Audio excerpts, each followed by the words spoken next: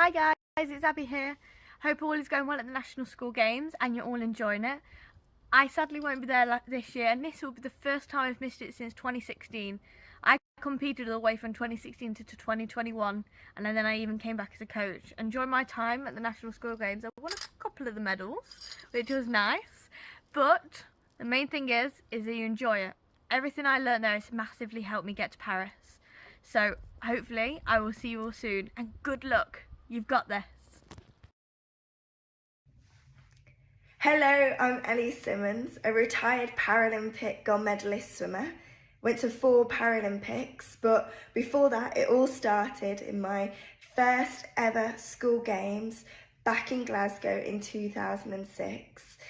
It was just incredible. Represented the West Midlands and had the absolute ball and had so much fun and learnt so much as well, ready for my preparations for my World Championship debut later on in 2006, and then my first Paralympics in Beijing when I was 13 years old in 2008. So just want to wish you all the very best of luck at these school games.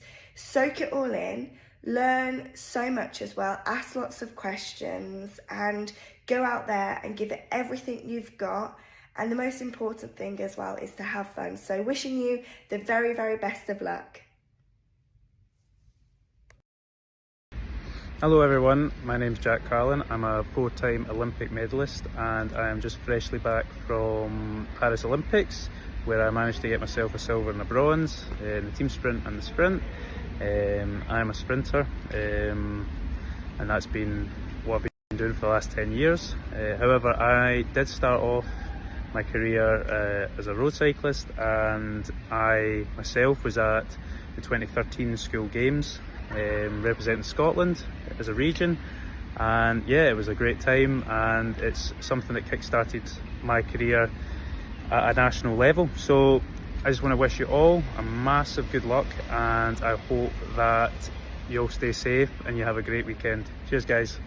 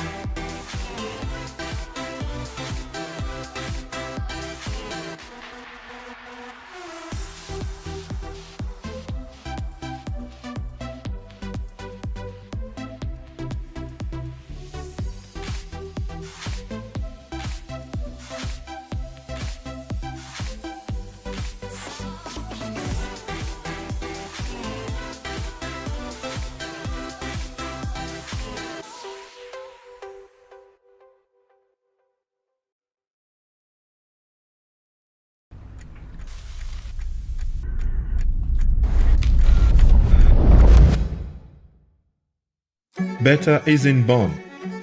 It's earned. Dreamed. Imagined. Yearned. Embrace the insecurity and doubt. Break in. Break through. Break out.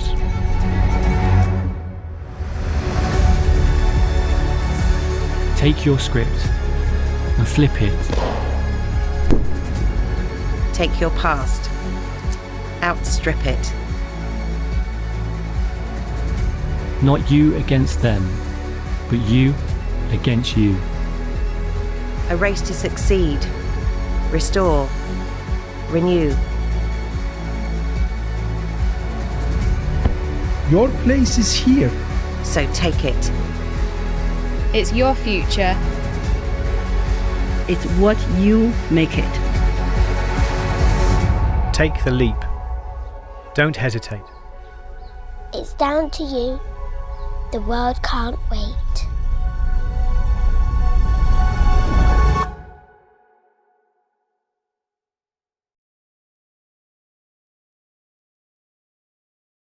Hello, I'm Ali Oliver, Chief Executive of the Youth Sport Trust, and we're here to talk about the importance of empowering young people and elevating their voices. Okay, sorry, that's enough. Thanks, Ali.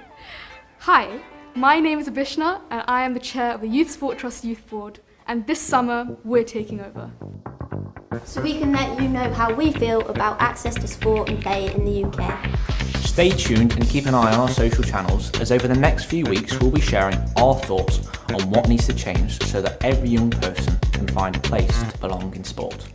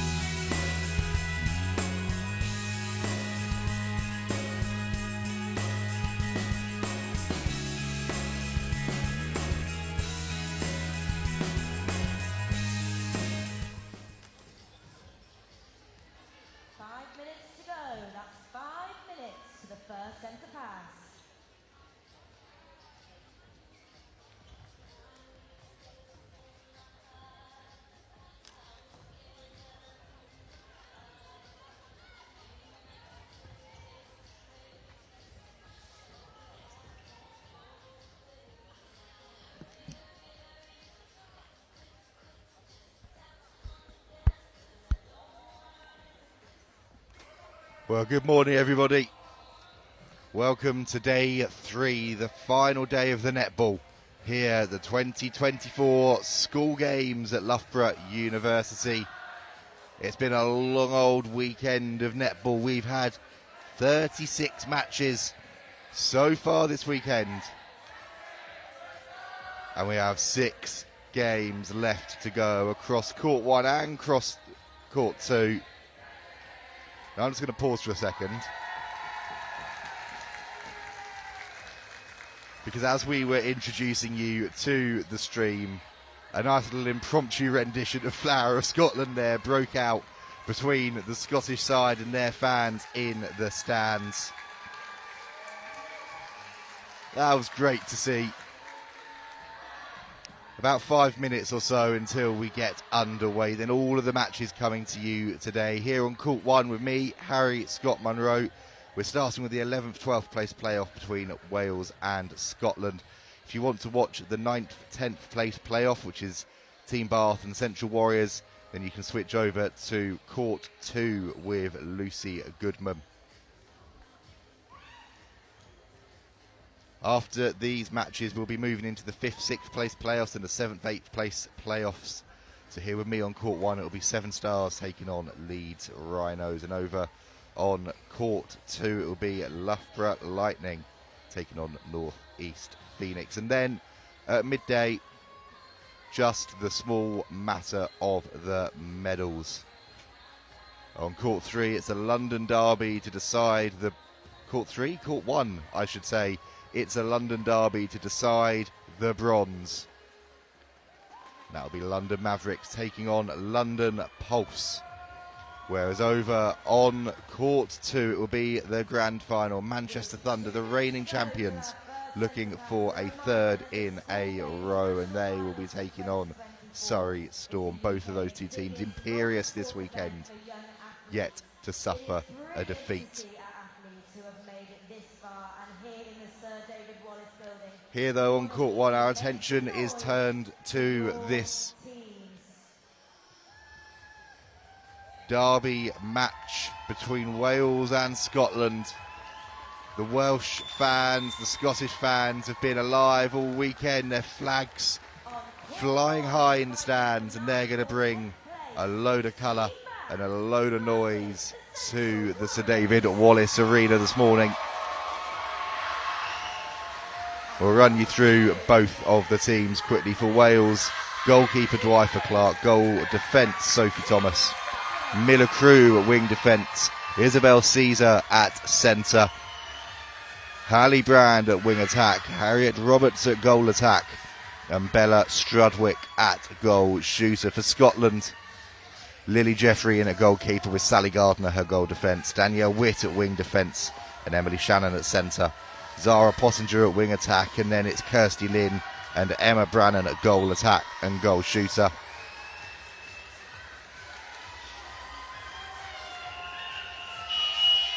There's the buzzers, the players are ready, the umpires are now ready below us. I hope that you are ready too. 6 games left to determine the finishing positions at this year's school games, and it's Wales in the black who get us underway. Scotland in the resplendent pink.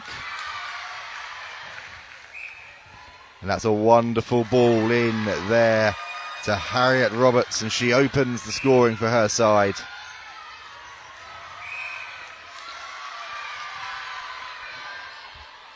Scotland just under a little bit of pressure early doors, trying to work the ball into the attacking end. And Wales with a lovely bounce into Strudwick. There's contact on her, so she can line up the shot, make the most of it, and get the Welsh flags flying high early into this one.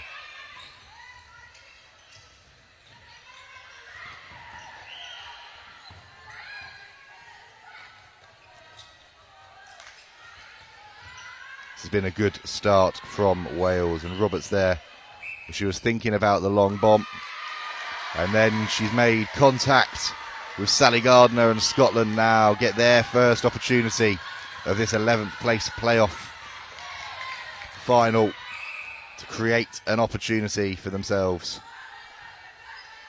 There's Shannon with a wonderful ball over the top to Brannan. She was bobbling, falling backwards on one foot, did incredibly well to get the shot away, but Wales were alive to the danger.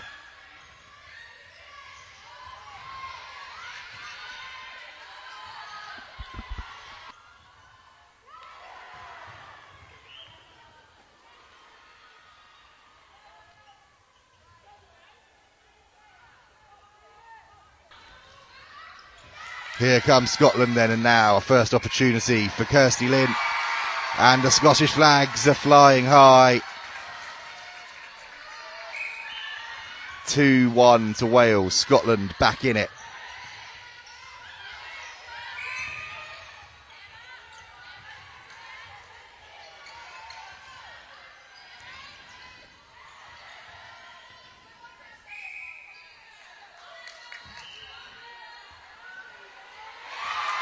And Scotland levelling it up at 2 apiece. Great response to them from that early pressure.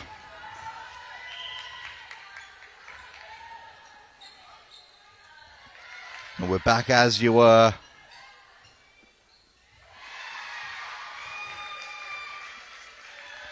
Until Strudwick puts her side back ahead by 1.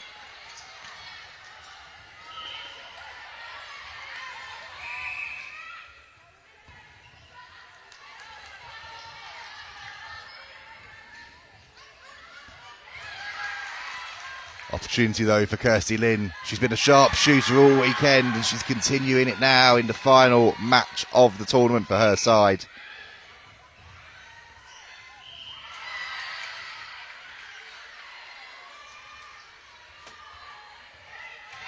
Three apiece, and then a huge intervention by Jeffrey at goalkeeper, and Possinger working the ball down the field now. Lynn fighting for the ball. Shannon then having to have a go herself. And the upshot of it is that Shannon is going to come away with it. Finds Possinger, and Possinger searches for her goal attack, Lynn. And Lynn puts Scotland ahead for the first time in this placing final.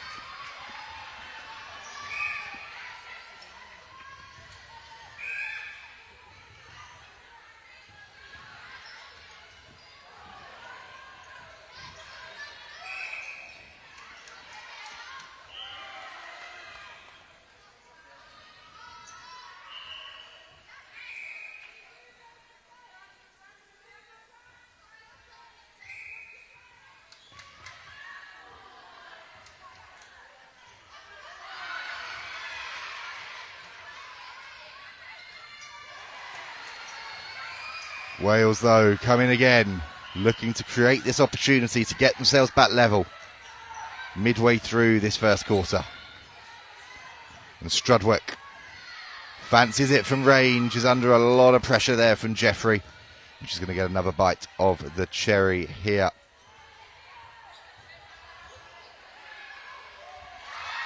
Does the job for her side and evens us up at 4 apiece.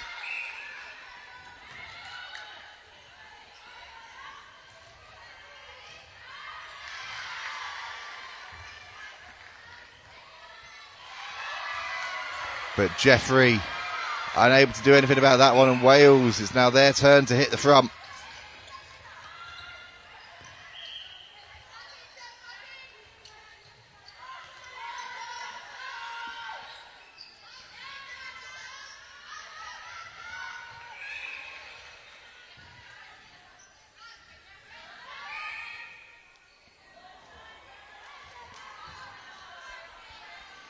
Long bomb effort there from Emma Brannan, and we're level again at 5 apiece.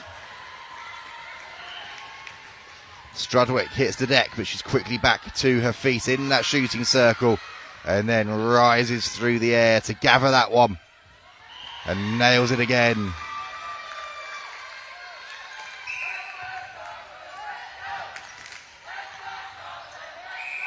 And the Scottish fans trying to cheer their side back towards level pegging here, and there is going to be an opportunity as Lynn again lines it up, nails it, and those flags continue to fly high.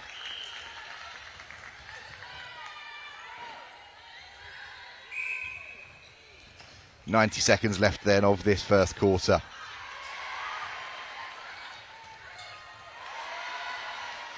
An engaging, engrossing first quarter of action here in this 11th place playoff. Two sides that are incredibly evenly matched.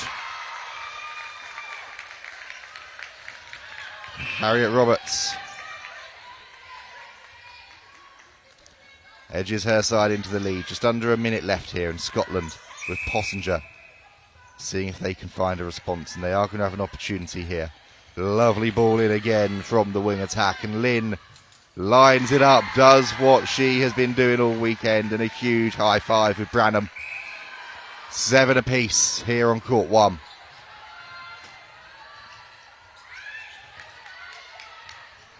Wales then, 30 seconds left. Can they try and edge themselves into the lead at the end of this first quarter? Strudwick's going to have the chance. Strudwick does the job. And now Scotland, what have you got in these last 20 seconds? Pottinger with the long bomb effort. But Dwifer Clark is there for her side. Beautiful ball in to Strudwick. It is their time at the end. There is. The Welsh fans rise at the end, and Bella Strudwick does the damage in the last 20 seconds of the opening quarter to edge her side into a 9-7 lead.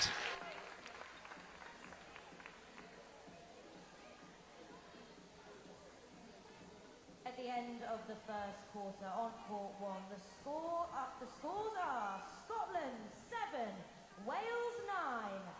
On court 2, the scores are Team Bath 6, Central Warriors 6.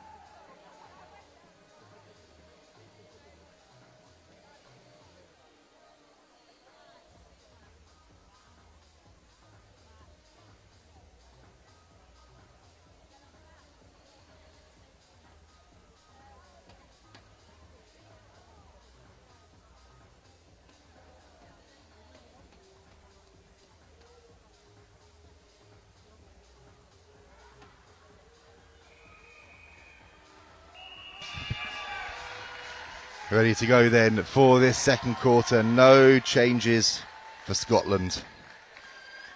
We will wait to see if Wales have chosen to mix things up a little bit here.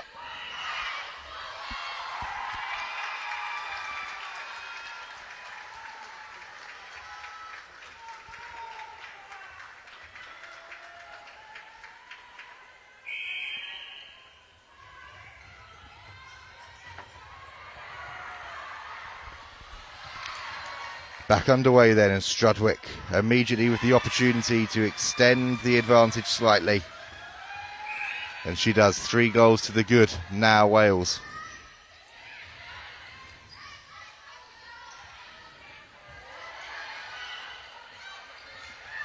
And Scotland, that one just drifts over the head of Pottinger. Unlucky there from the women in pink. Now it's a big chase there from Hallie Brand. Chasing a lost cause, making the most of it. And managing to get the ball into Harriet Roberts to extend the advantage again. Big hand coming in though from Danielle Witt. It's to slow things down, but the ball finds its way into Roberts again. More sharp passing from Brand. And Roberts following Strudwick's lead in this shooting end.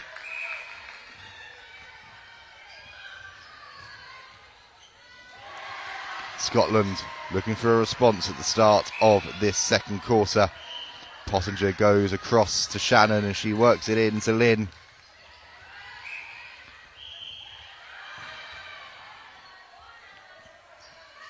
Lovely shooting again from Kirsty Lynn. Gets her side's first goal of this second quarter. Keeps the pressure on Wales after this fast start that they've had. Oh, I tell you what, Harriet Roberts has come out of absolutely nowhere there to keep that ball alive for her side. And now Strudwick has the opportunity to reward that work,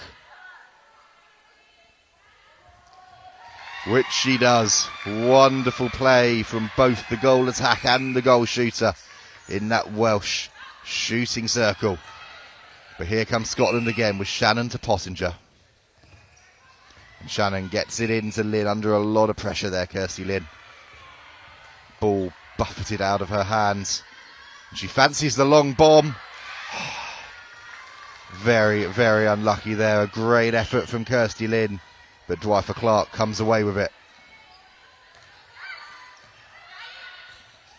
And Brand again finding Roberts, and Roberts fancying this one. Tips it over to Strudwick. And Strudwick again makes no mistake. 6 goals the gap now. A big move from Wales in this second quarter. But Danielle Witt, well, she's had her wits about her so far. A couple of crucial deflections for her side. Keeping them in the mix here. But Wales coming again until Jeffrey pops up. Huge touch from Jeffrey. The ball ends up in the hands of Shannon. But then holding the call against the Scottish player, and Wales with the opportunity to press home their advantage again.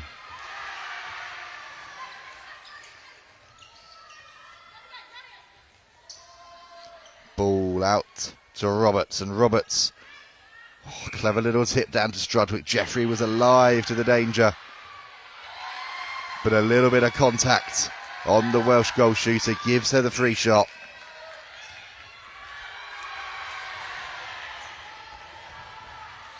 And Scotland then looking for the goal. They're looking for Lynn. She has been the sharpshooter all weekend.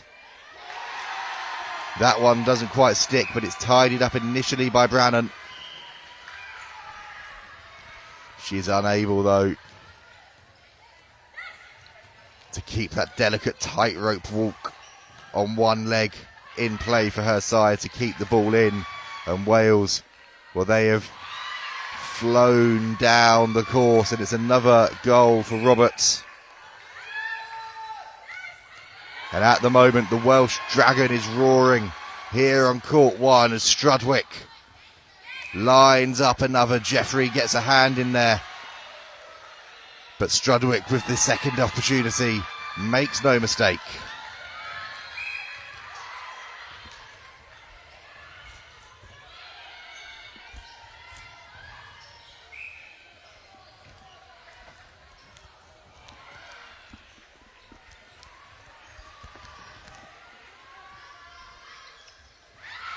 Scotland looking for the opportunity, but Caesar comes in with a crucial touch, a crucial intercept.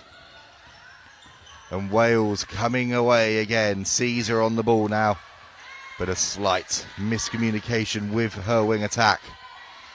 Scotland now the outlet to try and close this gap going into half time. Still 2.5 minutes to go of this second quarter. Pottinger.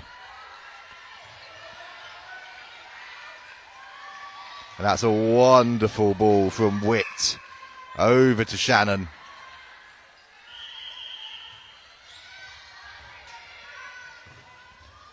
And a fantastic finish by Brannan as well.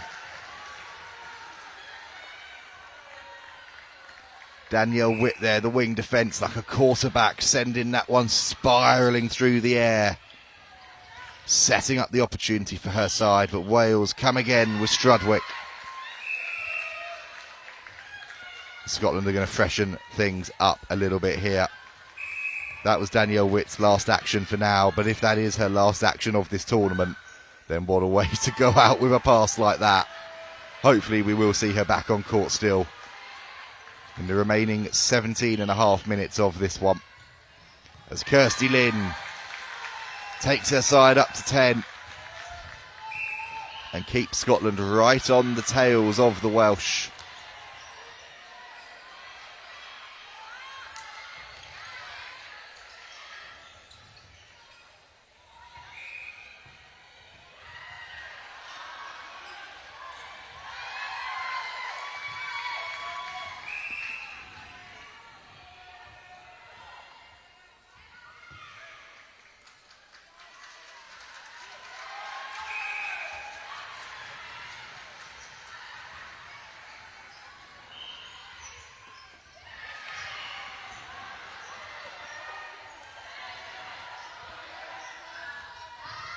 Lovely ball over to Brannan, and less than a minute to go here.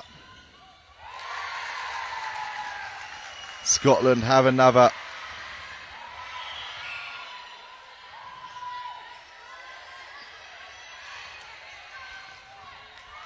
.30 seconds to go then. Wales.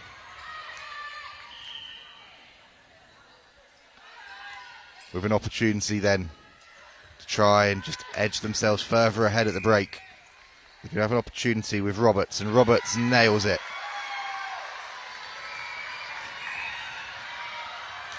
Now Scotland, what have you got? The time is not on their side, and Pottinger knows that. So does Shannon, and Lynn is going to have a long bomb effort. Kirsty Lynn sends the crowd into raptures with that one. The Scottish players are loving it, and they're alive in this semi-final. Half-time score here then, the 11th place playoff on court 1. It's Wales 20, Scotland 12. At half-time now on court 1, the scores are Scotland 12, Wales 20.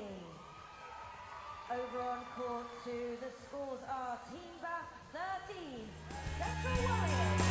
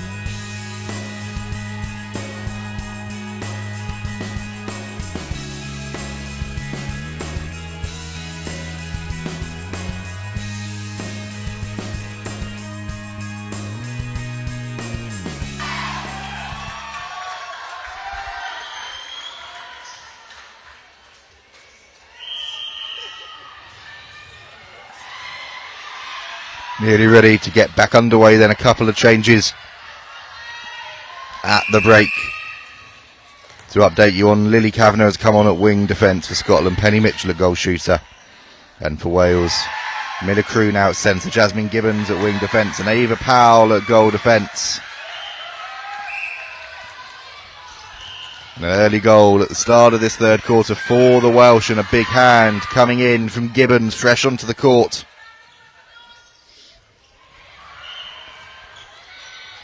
And here come Wales again. But Gardner continuing the fine work that she and Jeffrey have been putting in all weekend in that defensive circle.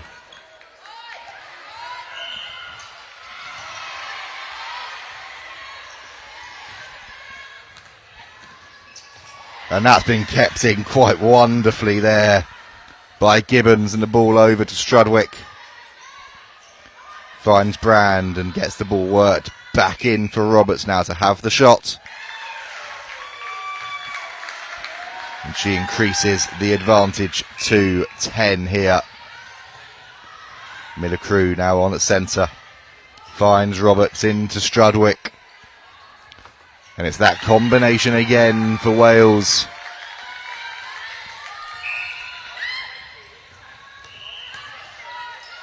Here comes Scotland though. Lovely ball into Shannon, and Shannon finding a wonderful pass over to Penny Mitchell. And Mitchell with the opportunity, which she nails.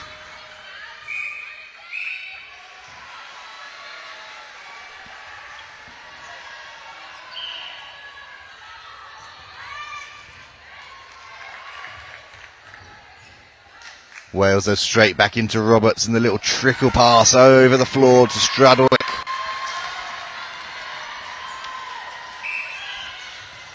And at this point in the weekend, if Strudwick gets the ball in the shooting circle, you know the rest. Another goal to her name.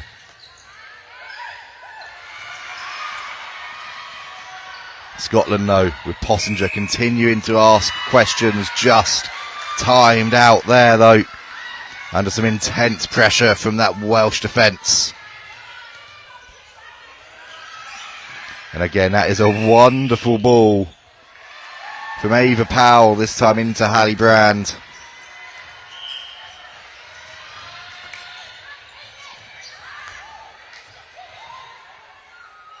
And Strudwick then misses the shot, but there is time off here. Harriet Roberts has gone down awkwardly, holding that ankle. We hope that she is okay. Been performing really well all weekend, but she's taken her game to another level so far in this placing final.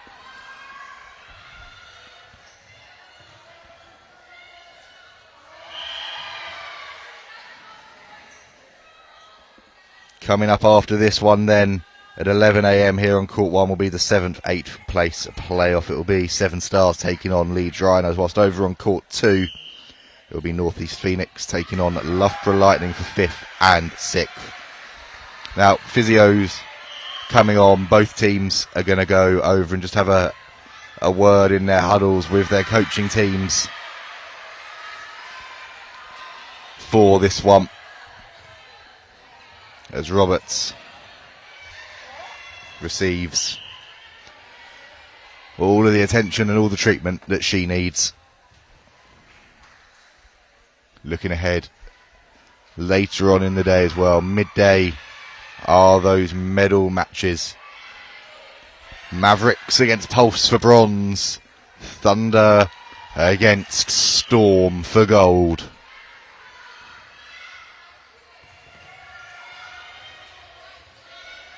In the way that those sides have been playing, it's going to be an incredible end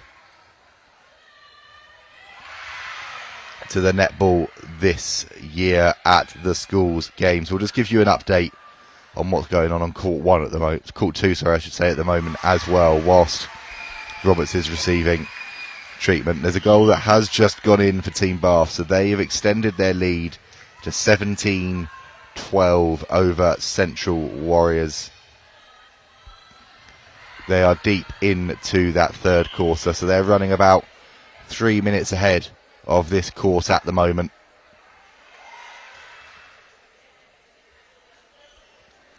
You can see on your screen there just some messages and instructions to that Scottish attacking end for Pottinger, for Lynn, about where they need to try and go to create that space and create the opportunities.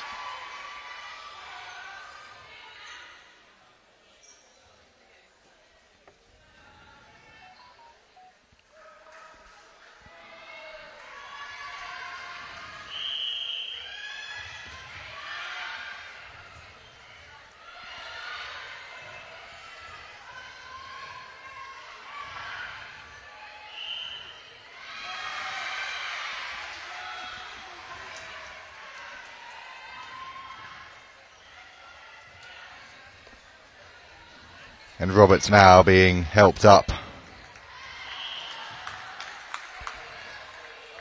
And a warm round of applause as she's helped into the chair. And the medics will take all of the care and attention they need with Harriet Roberts as she is helped from the course, and a round of applause from both teams and the entire crowd. Wonderful to see, and such a sad way for her school games to end. We hope that she is okay. We wish her all the best. But with the way that she had been playing, a big player for Wales to lose at this point in the game as well. But we're ready now to get back underway.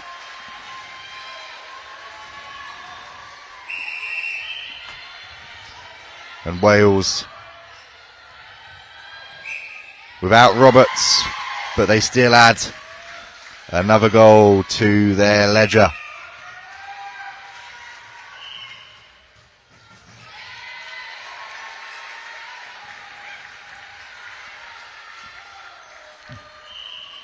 And another. They are motoring through here. The Welsh wanting to make up for lost time. We're about 4 minutes behind the action over on court 2. So if you do hear some whoops and some cheers in about 20 seconds time, that's for the end of the third quarter over there.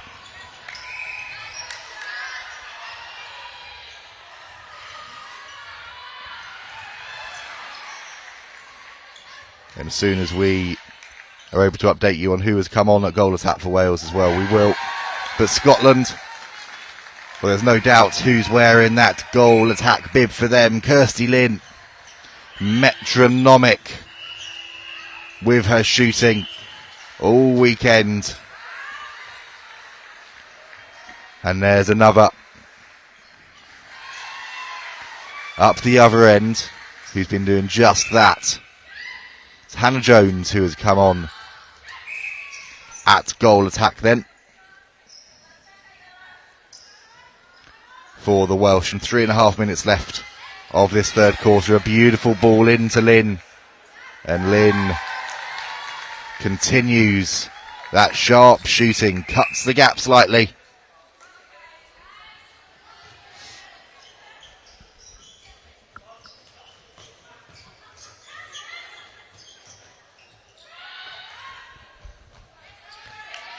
And that's beautiful work around the circle. Strudwick combining with Brand and setting up the opportunity for Jones.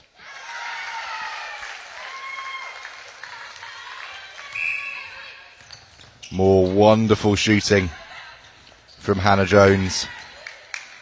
And Kirsty Lynn, well, she waited there. Penny Mitchell ended up buffeting back off of the post, making it shake and shimmy.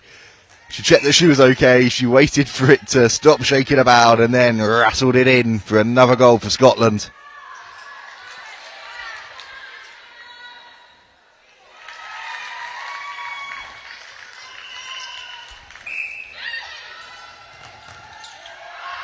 16 plays 29 in this one then at the moment, and Pottinger finds another wonderful ball in to Shannon, and Shannon over to her goal shooter Mitchell, dancing with the touchline, not quite able to keep the ball in.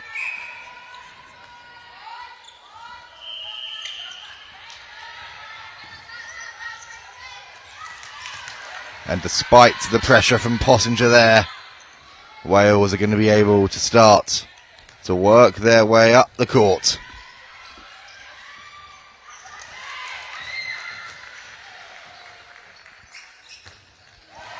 And they go backwards to then come forwards, but Lily Jeffrey is there once again for her side, the goalkeeper, putting the pressure on Strudwick.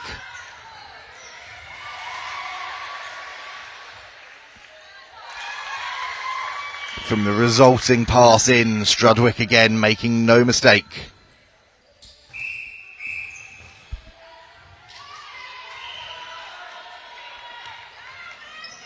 Here comes Scotland. Pottinger finding Kavanagh. But some brilliant work again, Jasmine Gibbons.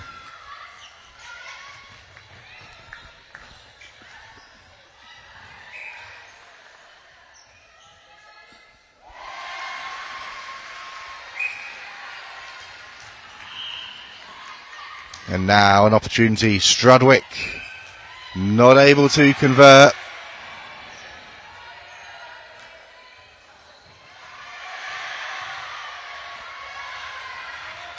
But at the second time of asking, no mistake. And a change there for Scotland, coming off Kirsty Lynn, Ava Vickers coming on at goal attack.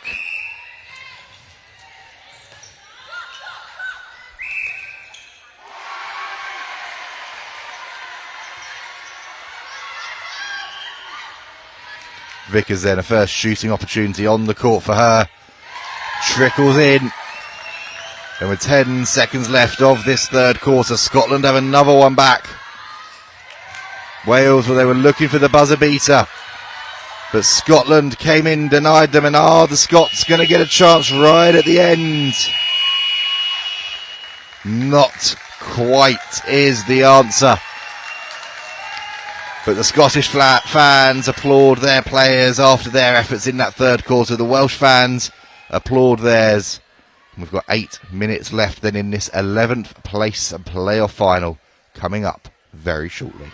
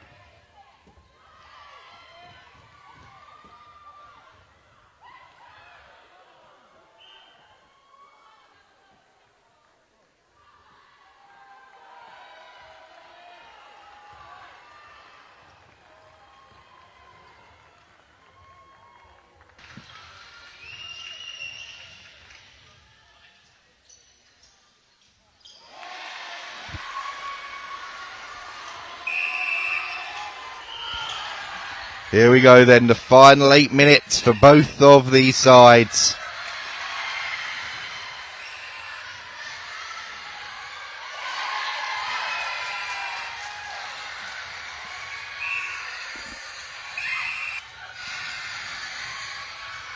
and Scotland have made a number of changes, so we'll update you on those as quickly as we can.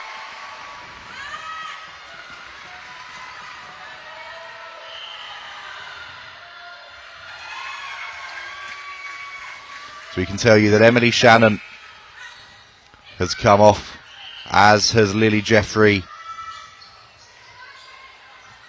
Sally Gardner has gone back to goalkeeper. Zara Pottinger has moved in to centre. Kirsty Lynn now playing at wing attack.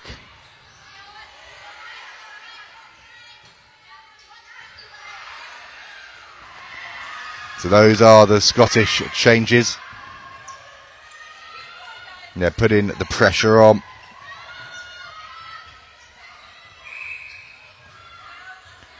Trying to pull themselves back into this one if they can.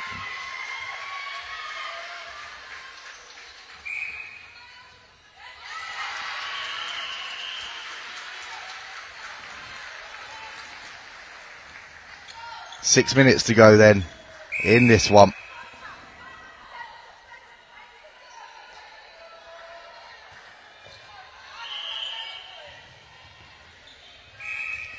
And Strudwick down this end now for the Welsh.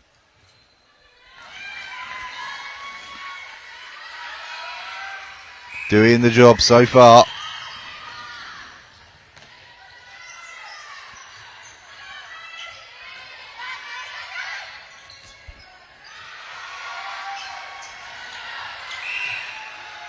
Scotland, though, continuing to play it around.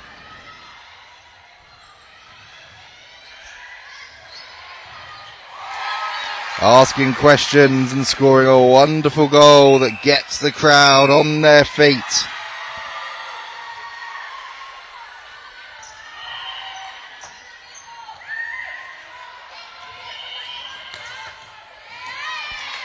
And again, the Scots cheer and applaud.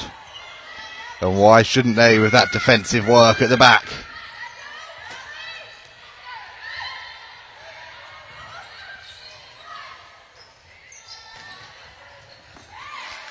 And again, they work the ball through and in from Vickers.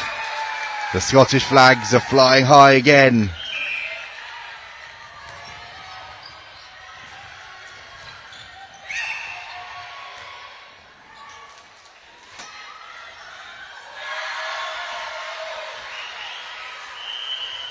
And they're continuing to look to come forward, Scotland. Pottinger now in that centre bit. Pressure coming in on Kavanagh. And Pottinger gets it back to Lynn. Back to Kavanagh. And the ball worked wonderfully in now for Ava Vickers to line it up, but a huge intervention there from Dwight Clark. Access denied, says the goalkeeper. And now her side come down the court again, finding Strudwick. And Strudwick does the rest. Over on court 2, it's all finished. Team Bath with a 28-20 victory over Central Warriors to claim 9th place. Just under 4 minutes left in this one.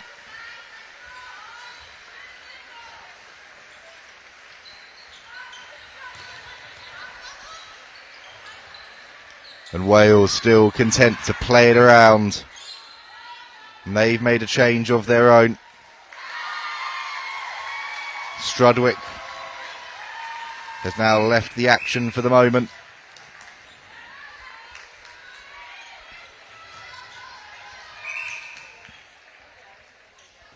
Been a good high-scoring game, this one.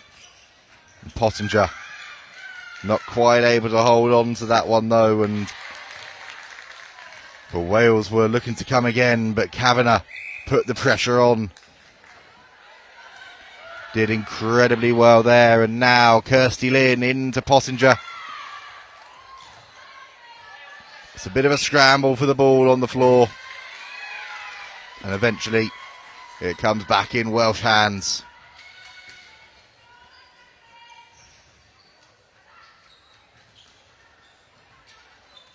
Continuing to work the ball nicely here.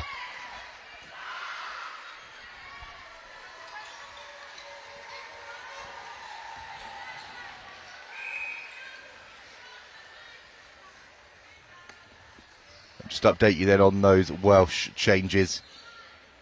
Caesar in now at centre.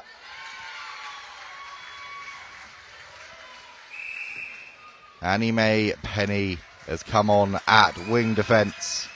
And Cara Cooper has come on for Bella Strudwick in that goal shooter bib.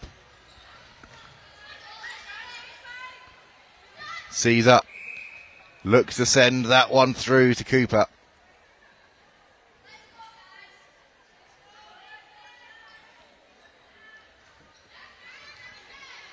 And Scotland are freshening things up as well. Holly Beth Brooks at goal defence. And Sophie McKenzie coming on for Lily Kavanagh at wing defence. You could hear a little gasp from the crowd there as well. A bit of concern here for Caesar. Looks to have just twinged something as she hit the deck. And she is going to come off. Round of applause for her.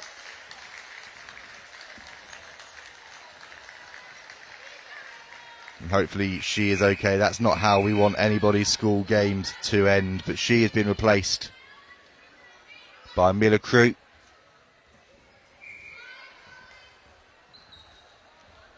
And Wales now then just over a minute away from securing 11th place here at the school games. It's been a brilliant match between these two sides, giving it everything that they've got, and Pottinger does the same there with a wonderful looping ball over to Vickers.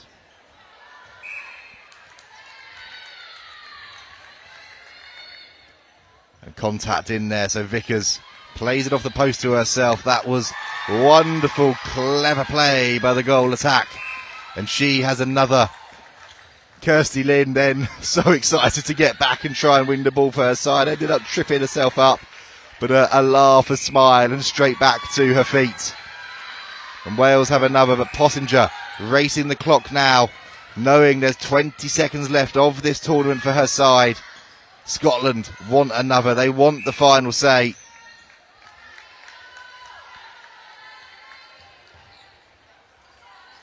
And with less than 10 seconds to go, Vickers over to Mitchell, and Mitchell will get the final say for Scotland. That is the end of that. It's Wales who win out 39-29. Scotland with the final goal of this one. And the two coaches going and embracing each other. Wonderful to see both of the teams doing likewise. And our thoughts are, of course, with Harriet Roberts and Isabella Caesar. We hope that the pair of them are okay. But congratulations to both teams. Brilliant performances across the weekend. But it's Wales who win out in this 11th place playoff. And we will keep motoring through now. In about 15 minutes time we'll be underway. The 7th, 8th place playoff. 7 Stars taking on Leeds Rhinos.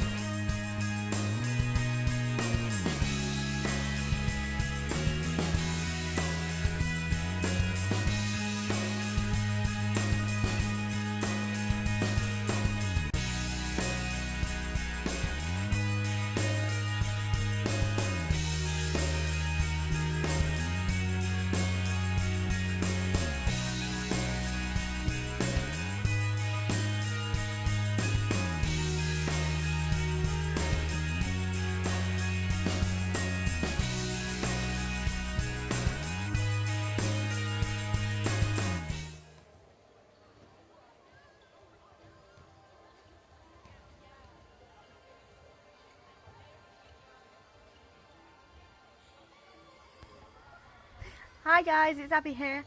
Hope all is going well at the National School Games and you're all enjoying it. I sadly won't be there this year, and this will be the first time I've missed it since 2016. I competed all the way from 2016 to 2021, and then I even came back as a coach. And during my time at the National School Games, I won a couple of the medals, which was nice. But the main thing is that you enjoy it. Everything I learned there has massively helped me get to Paris. So hopefully I will see you all soon, and good luck. You've got this. Hello, I'm Ellie Simmons, a retired Paralympic gold medalist swimmer.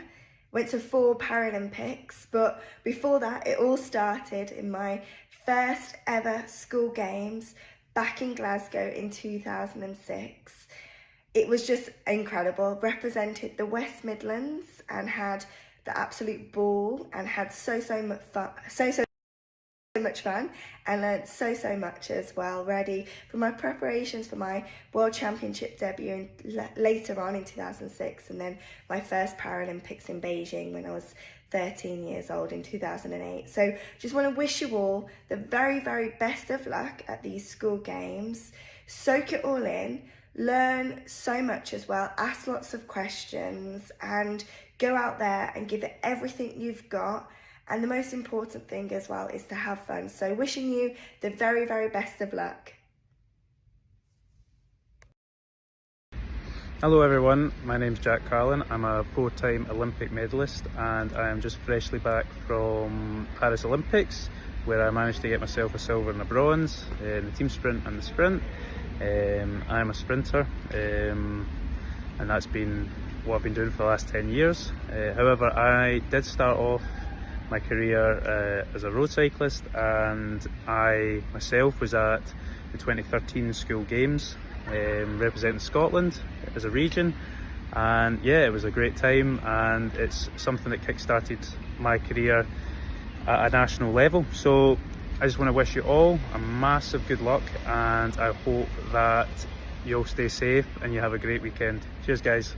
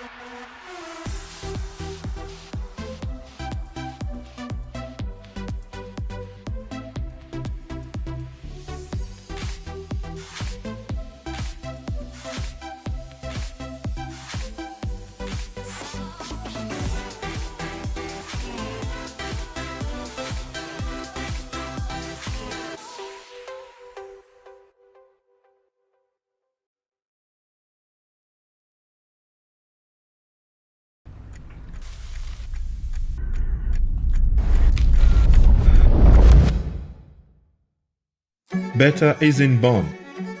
It's earned. Dreamed. Imagined. Yearned.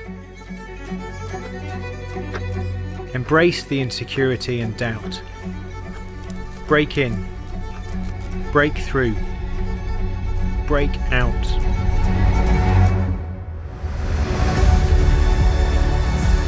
Take your script and flip it. Take your past. Outstrip it. Not you against them, but you against you. A race to succeed. Restore. Renew. Your place is here. So take it. It's your future. It's what you make it. Take the leap. Don't hesitate. It's down to you. The world can't wait.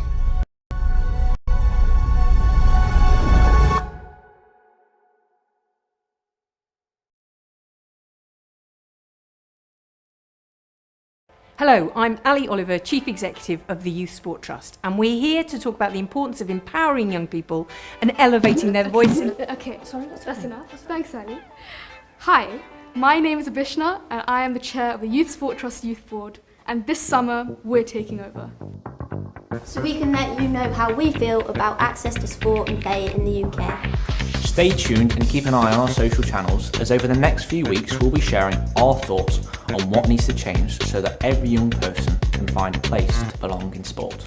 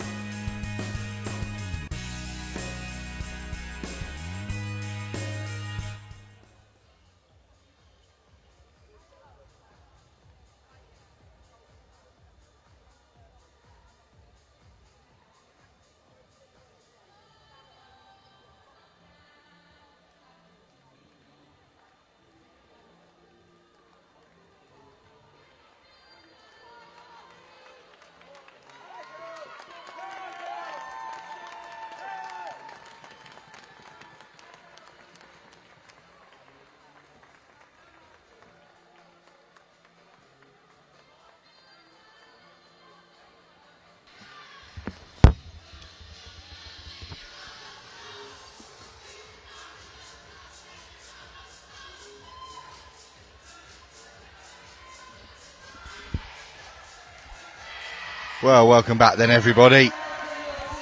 We're in now for the 5th, 6th place playoff over on Court 2, the 7th, 8th place playoff here on Court 1. If you want to watch Loughborough Lightning playing North East Phoenix, you can head over to the Court 2 stream on the Youth Sports Trust YouTube channel. Otherwise, stick with us here on Court 1 for 7 Stars and Leeds Rhinos. Stars, the home team, in inverted commas, for this fixture, in the orange, Rhinos in the blue. And we'll run you through the team. Stars, goalkeeper Gabriella Thomas, goal defence Anika Potter, Lily Worrell at wing defence and Bethan Downey at centre. Maisie Bennett at wing attack, Isabella Ward at goal attack and Ella Everett Morris playing at goal shooter. For Rhinos, Alana Glenn and Alice Winfield, goalkeeper, goal defence. That is a settled pairing. Isabel Pickering, Freya Buckley, Hetty Tidy, Heidi Roscoe and the captain Florence Wilshaw in at goal shooter. Well, the Scottish and the Welsh flags may have left the arena, but instead we now have resplendent yellow clappers in the stands from those Leeds Rhinos fans and the 7 Stars fans who yesterday didn't have much orange in their wardrobe, so decided to stick on a couple of orange high-vis jackets. Are back in force again today. Roscoe over the top to Wilshaw. And Wilshaw opens the account for Leeds Rhinos. Both of these sides have been putting in impressive performances this weekend, and there's a huge touch there from Alana Glennon to intercept the ball. Rhinos, well, they lost their opener by a goal to North East Phoenix. But after that, a really impressive performance against London Mavericks. Victory over Scotland. A 6-goal defeat to Manchester Thunder. That is the closest that anybody has got to the reigning champions so far this weekend. And a victory over Bath.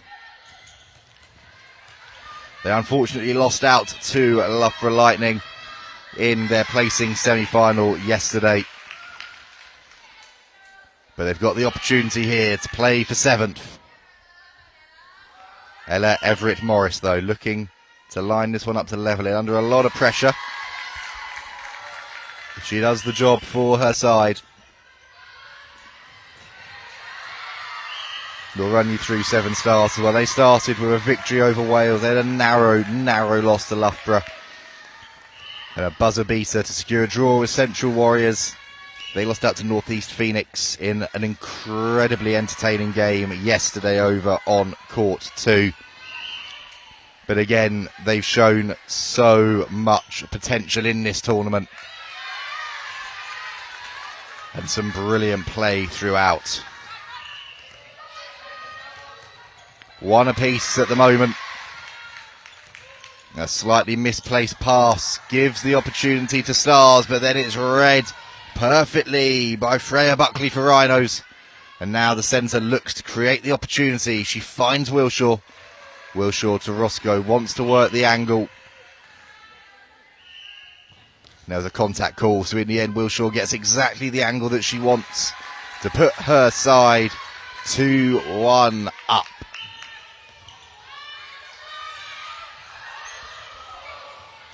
Oh, there's lots of pressure coming on in the mid-court here for Stars to deal with. They're navigating their way out of trouble so far. And that's beautiful work, getting the ball into the circle for Isabella Ward to line this one up. Well, they were in a bit of a sticky spot there, were 7 Stars, but then the Stars aligned, the space was there, and they were able to level this one up.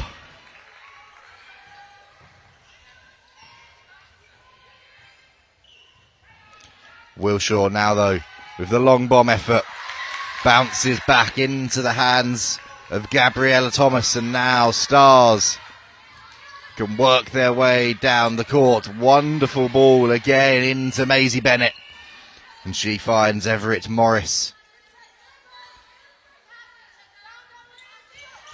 Everett Morris, such a tall player, gives her that opportunity to put her side 3-2 up. And that little bit of extra height in that shooting circle is going to give her wing attack and her centre a target to aim at for this one. And they're looking to work the opportunity again here. Everett Morris comes out of the circle for now. Ball back to Downey. She finds Ward, and Ward looks for Everett Morris. But Alana Glennon is there again for her side, putting the pressure on and coming away with the ball.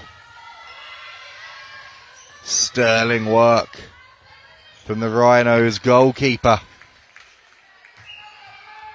And that intervention by her has allowed her captain to level us up down the other end of the court. And the ball into Roscoe is clean, crisp, quick. And in the blink of an eye, Rhinos now with a narrow advantage.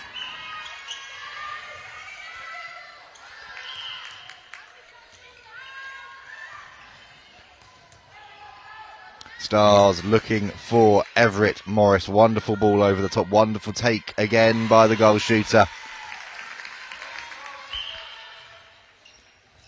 It's level pegging again, even Stevens.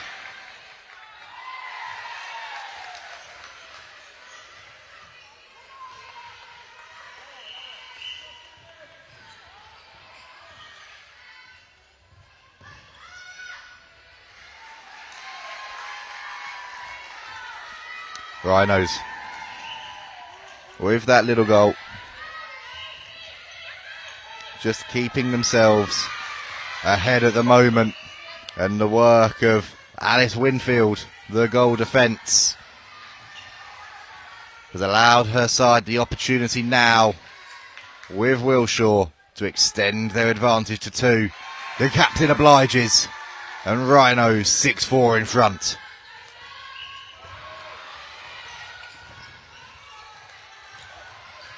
Wilshaw looking for Roscoe, finds her shooting partner.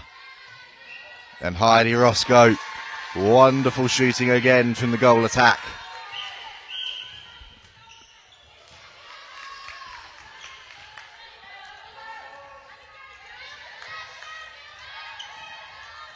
Stars getting some encouragement from the crowd, looking to bring themselves back into contention here.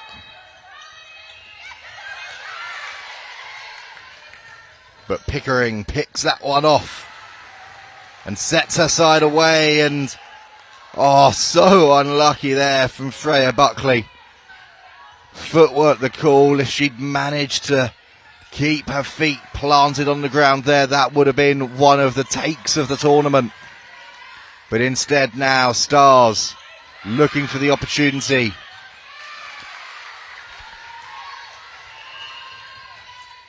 And it's all a bit messy and congested in there at the moment, but it's Rhinos who now have the ball.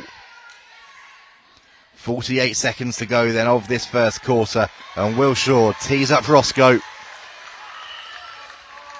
Rhinos extending their lead to 4. Wilshaw leaps, takes. Not quite able to convert though, and less than 30 seconds to go here. Can Stars pull one back and change up the momentum at the end of this first quarter? They're going to get the opportunity. Now Everett Morris has taken the ball from Downey, and Bennett looking for the opportunity there. Contact on Downey, and with 9 seconds left, they are going to get that chance. Ward is going to have to line this one up. Not much time on her side, but she nails it. And that's the perfect response from Seven Stars at the end of this first quarter. 3 in it as we go to the break.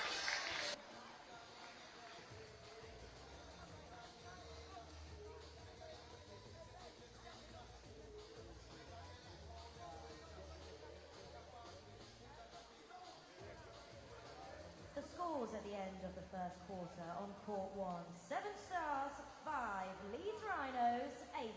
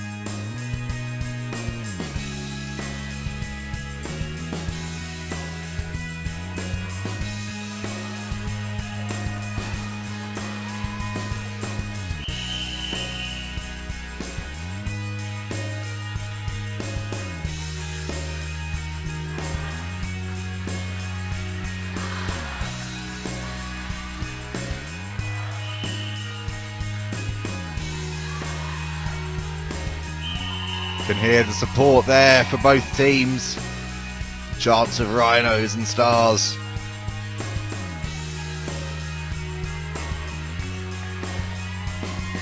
And we'll update you of any changes to the teams once we get them through. The Stars look to quickly come back into it, and they are going to get that opportunity, which they take. Elise Pitty is on. So we'll update you then. Ella Everett-Morris has moved to goal attack. Elise Pitty has come in at goal shooter. Isla Kilgallen now in at wing defence as well.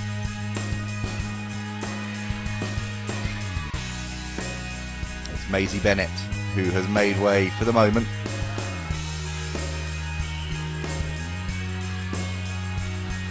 Two goals in it at the moment here, and Stars with Everett-Morris looking to create the space, narrow the gap again.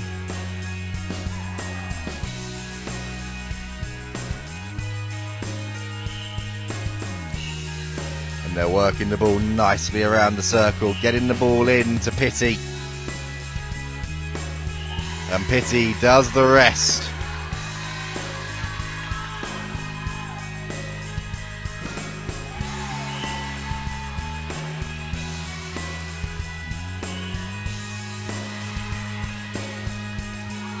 One goal in it here then. And Rhinos with Roscoe. And now Buckley back into Roscoe. She's going to have the shooting opportunity here. Not quite able to convert though, and Anika Potter comes away with it. Stars have been really good at the start of this second quarter.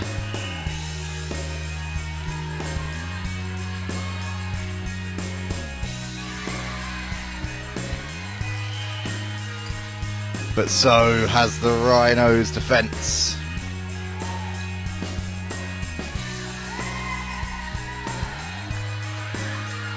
The pressure coming in, pressure coming on.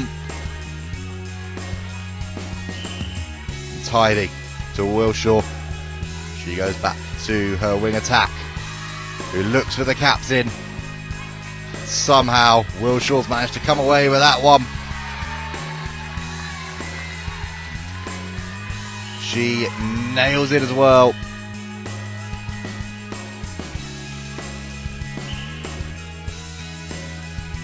Rhinos back two ahead, and after that contact and obstruction, they're going to have an opportunity to get into Wilshaw and extend that gap back to 3. Which they do.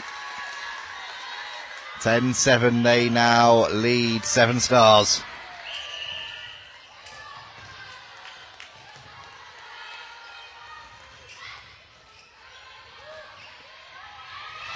And a huge intervention. It's Alana Glennon geeing up Alice Winfield, who's created this opportunity for her side, and they move 4 clear.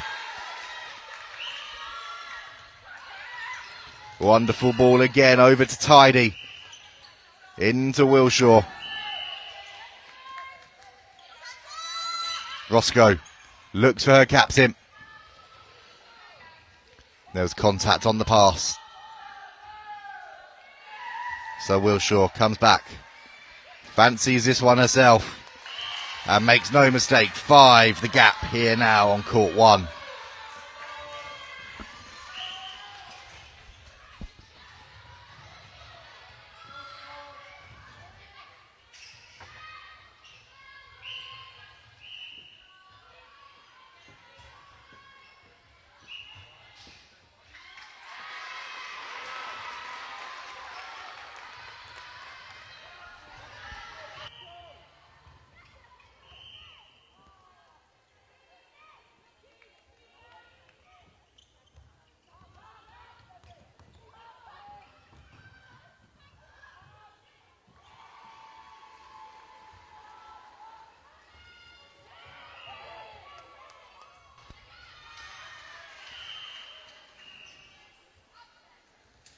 And Wilshaw with that beautiful one-handed flick of the wrists extends the lead again to her side.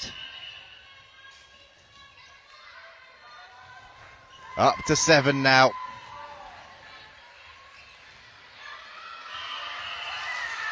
And then held ball, the call against Seven Stars as they were looking for a pass, looking for a way back in.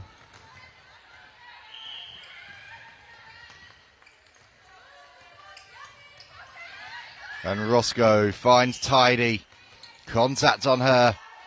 Contact on Wilshaw as well.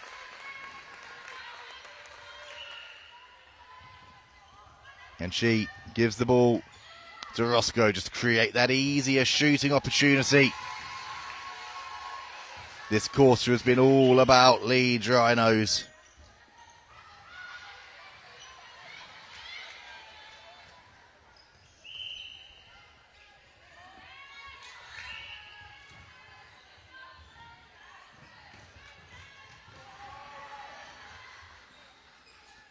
And it's been all about the sharp shooting of Florence Wilshaw as well.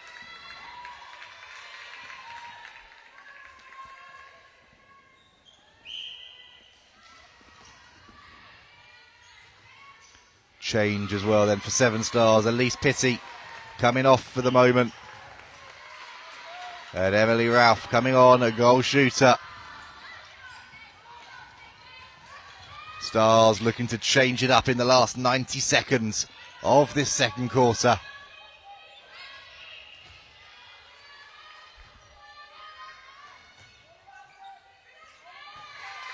Not quite able to convert that opportunity though.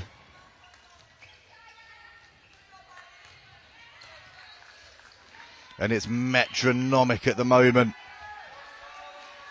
between Wilshaw and her centre Buckley.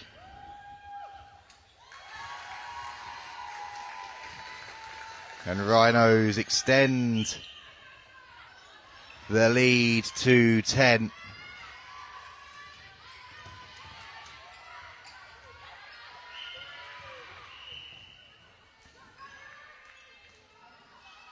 And Roscoe finds Tidy. Gets it back to Roscoe under some pressure there from Potter. And Roscoe, well, she set it up from downtown, and how on earth has Florence Wilshaw managed to keep that one in? Not quite able to find a teammate. But how she managed to get her arm into that position to keep the ball in the first place, only she will know. Here comes Stars, but another tap, touch, deflection away from Freya Buckley this time. And Stars eventually finding Everett Morris.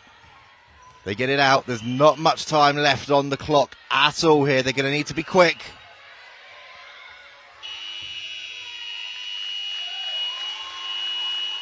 And they were, but the shot did not manage to make the net bristle. So it's a 10-point game at half-time. Leeds Rhinos opening up a 17-7 lead over Seven Stars.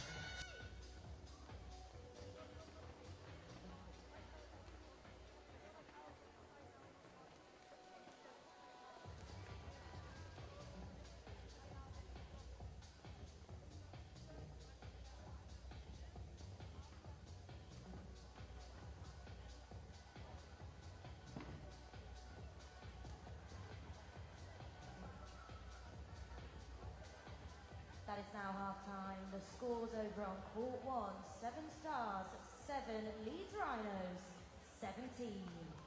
On court 2, Loughborough Lightning, 15, North East Phoenix, 11.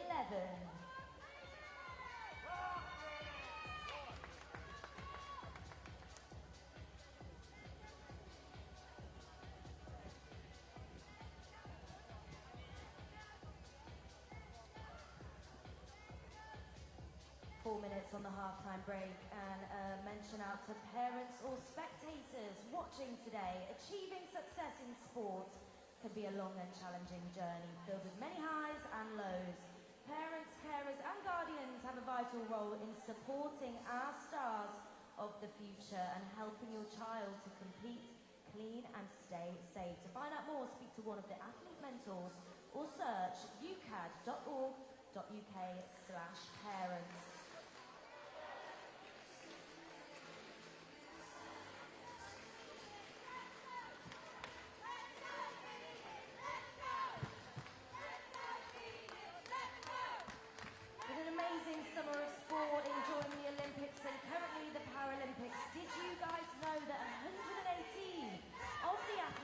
the Olympics have competed at the School Games National Finals. Sir David Wallace Sports Hall, it's time to make some noise. If you are here supporting the 7 Stars, raise the roof. If you are here with the Leeds Rhinos, make some noise. If you are here supporting North East Phoenix, let me hear you. And it's a home game for these guys. Make some noise if you are supporting Loughborough Lightning. Not long now for the third quarter to commence.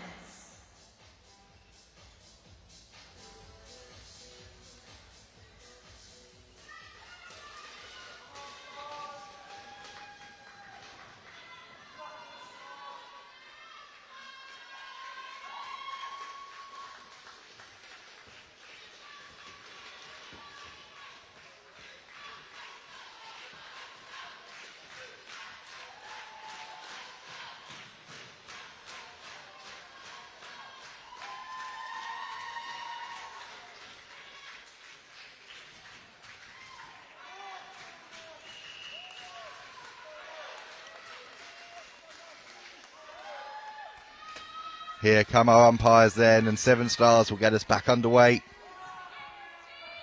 A change for them at the break. Lauren Harris now in at wing defence. A number of changes for Leeds Rhinos as well. Georgia Clarkson at wing defence. Hetty Tidy stealing the ball there for her side. Has moved to centre with Daisy Gillespie at wing attack, and Imogen Gallagher coming in now as goal shooter.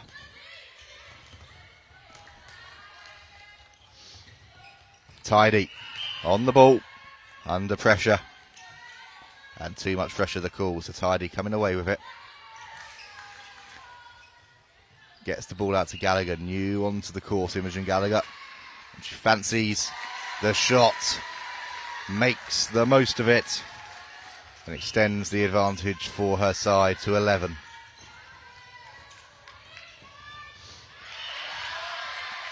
Superb work though, Gabriella Thomas at the back for the Stars.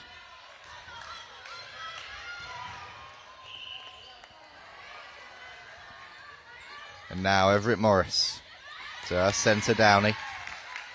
And the ball into Ralph. Lovely shot from Ralph.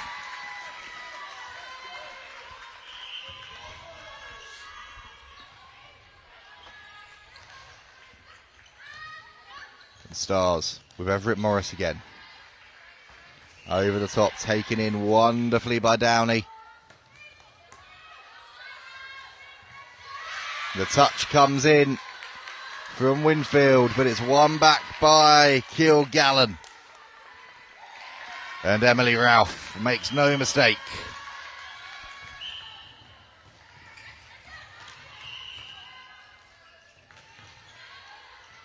Rhinos working the ball around the circle. Contact on Gallagher, so they go back out, work it back in, create the opportunity. And the goal shooter picks up where her captain left off. And the gap is back to 10 here. Downey looking for Everett Morris, finds her.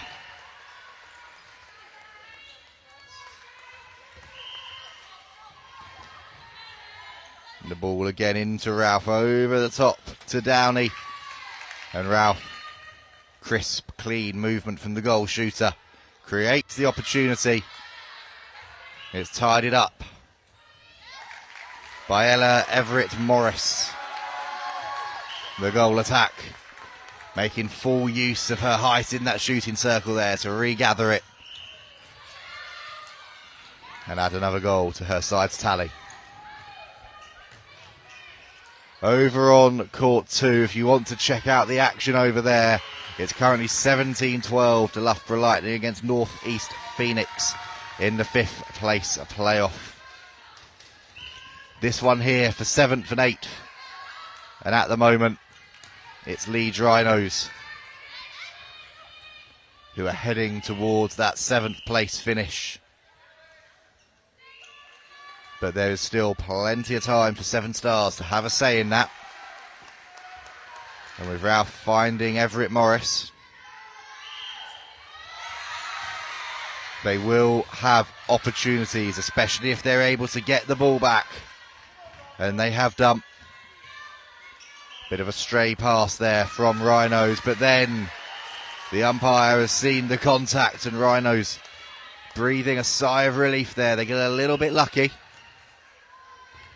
but they won't care one bit about that. Oh, big collision coming in, but it's come back on the Stars' side. Lauren Harris read that one like a book for her side to affect the turnover. And now a wonderful ball into Downey. And Everett Morris looking for Ralph, regathers that loose ball and it goes over to Downey again. Swinging the ball left to right here. Hope all is going well at the National School Games. With the pressure coming in from Alana Glennon, is continuing I've missed it since 2016. I competed all the way from to make life difficult for 7 Stars. Enjoyed my time at the National School Games. I won a couple of the medals, which was nice.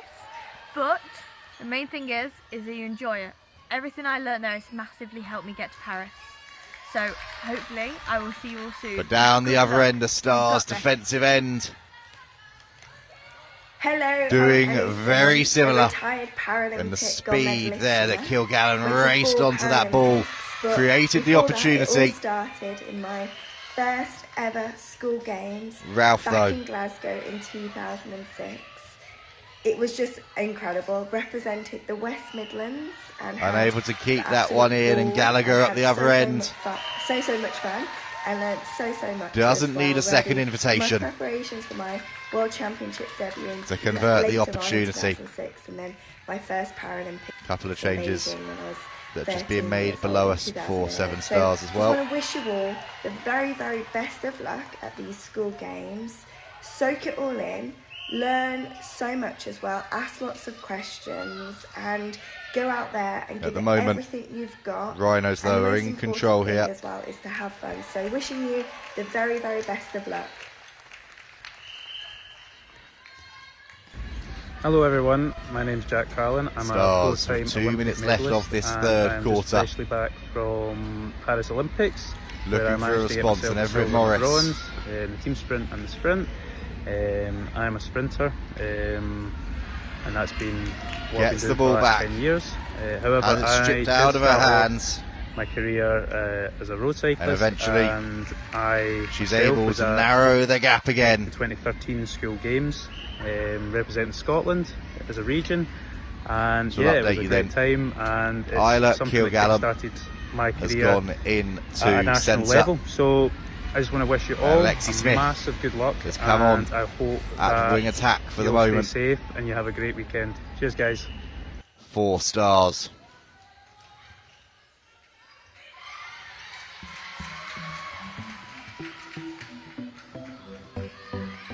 And they're making their way down the court nicely here. Lovely work again. Lexi Smith fresh onto the court, looking to keep things moving, wanting the ball. And Ralph will now have the shooting opportunity, which she takes. A minute to go then at the end of the third quarter.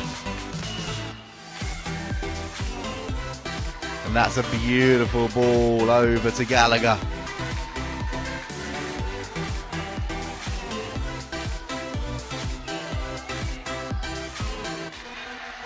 One back. Again though, Georgia Clarkson this time. For Rhinos. Tenacious work from the wing defence.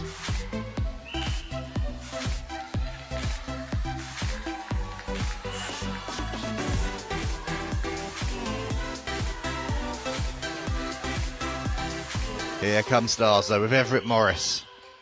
Not much time left at the end of this third quarter. They're hunting an opportunity. There is Smith getting it into Everett Morris. 5 seconds left. Tidy penalised for the contact. Better is in bond. The clock stops, It's 2.5 seconds to go here. Dreamed. This is going to have to be really quick. Imagined. Yearned. The Rhinos.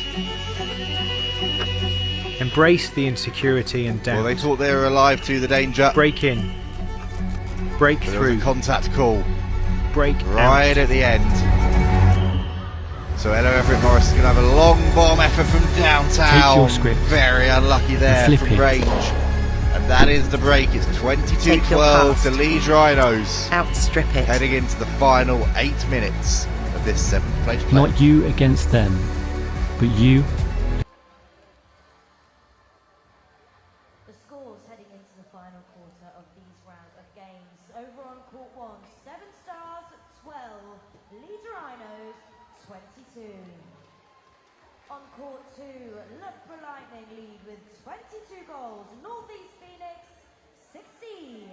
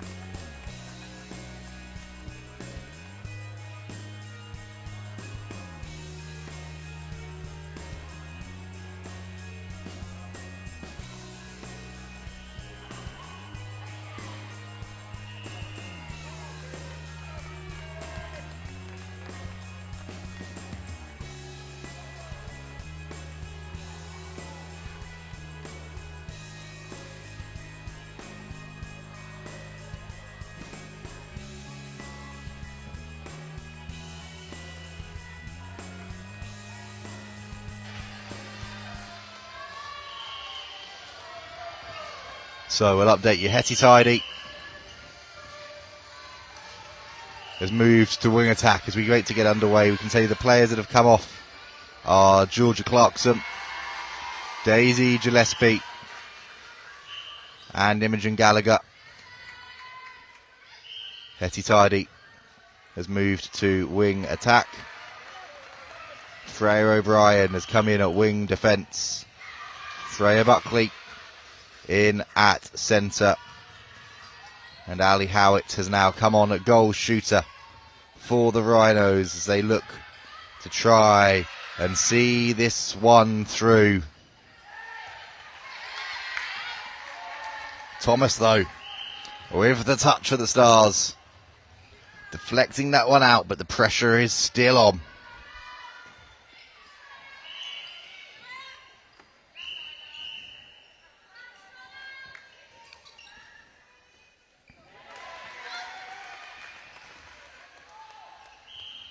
Opportunity here under pressure.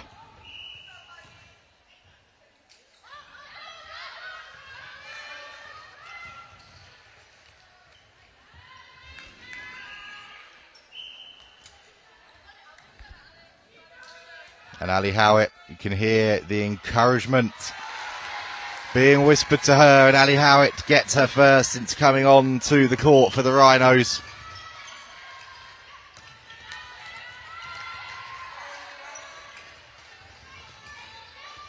They extend their advantage to 12. And Tidy now with the ball into Buckley. And Roscoe saves that attack for her side. Tees up Howitt. Let's have a quick pause here as well so Isla Kilgallen can do up her shoot.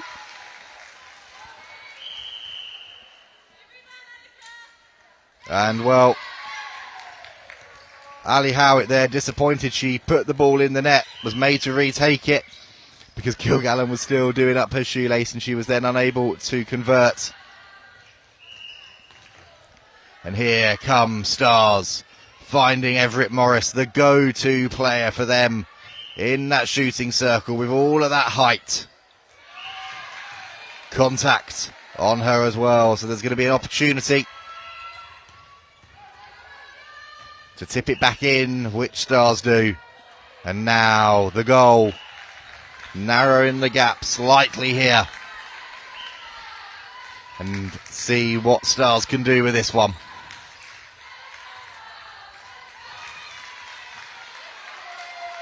Rhinos defence though continuing to hold firm, continuing to stand the test of time. And time is something that Stars do not have on their side right now. 11 down, final 5 minutes of this one. And Ali Howitt makes that job slightly tougher again with another goal since entering the action. Roscoe. Lovely ball over to Buckley. Tidy then with her hands on the ball. Roscoe searching around, finds Howitt, and Howitt finds the net. How's that, she says. Is that the killer blow for Leeds Rhinos? The goal that will make sure they take this 7th place finish. Well, Tidy chases after that one. Gathers it, tries to keep it back in under pressure. And she's fouled as well by Anika Potter. Tidy chasing the lost calls, creating the opportunity for Roscoe. And Rhinos, well, they're starting to enjoy themselves now. And it's another wonderful ball into Howitt, this time from Freya O'Brien. And now Howitt has got the sighter in. She knows what her range is. She's making the most of those opportunities.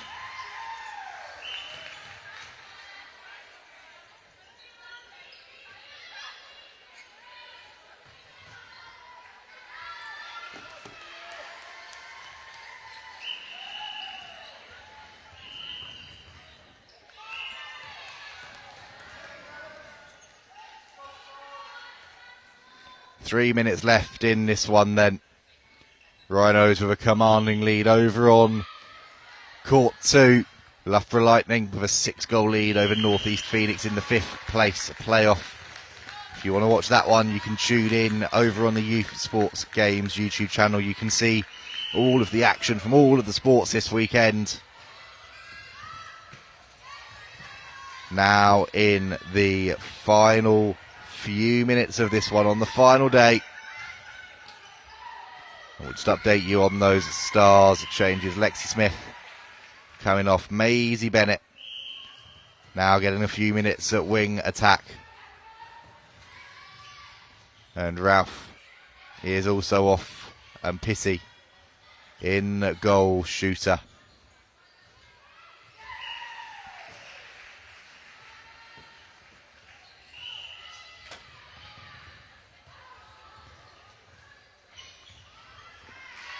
It's been a good performance this from Leeds Rhinos. It's been a great performance at the back from Alana Glenn and Alice Winfield.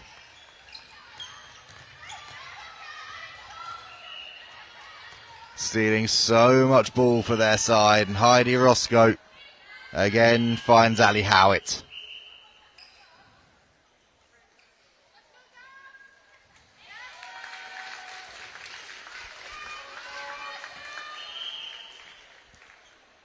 And down below us, well, the players, the crowds are starting to come in for the final 2 matches of the day that will follow these fixtures.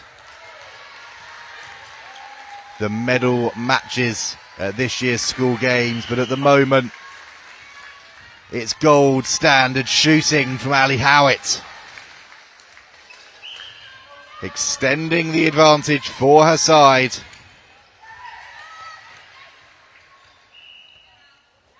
And Howitt again. Oh, she has got her eye in now, Ali Howitt. Another wonderful, wonderful goal from the Rhinos shooter. And with less than a minute to go in this one then, Rhinos have got this 7th place finish sewn up, but Stars are going to want to go out on a high. There's one goal back. Applause, encouragement from their bench and from the crowd.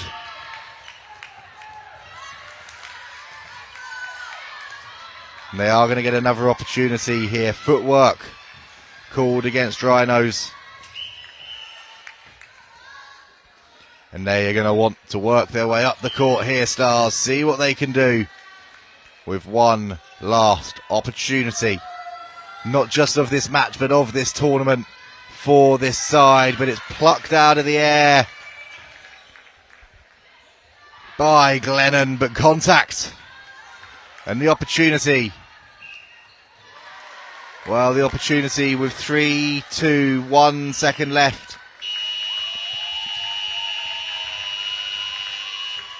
Is still going to come for Ella Everett-Morris. And there was a tumble on the floor, but Everett-Morris gets the final say.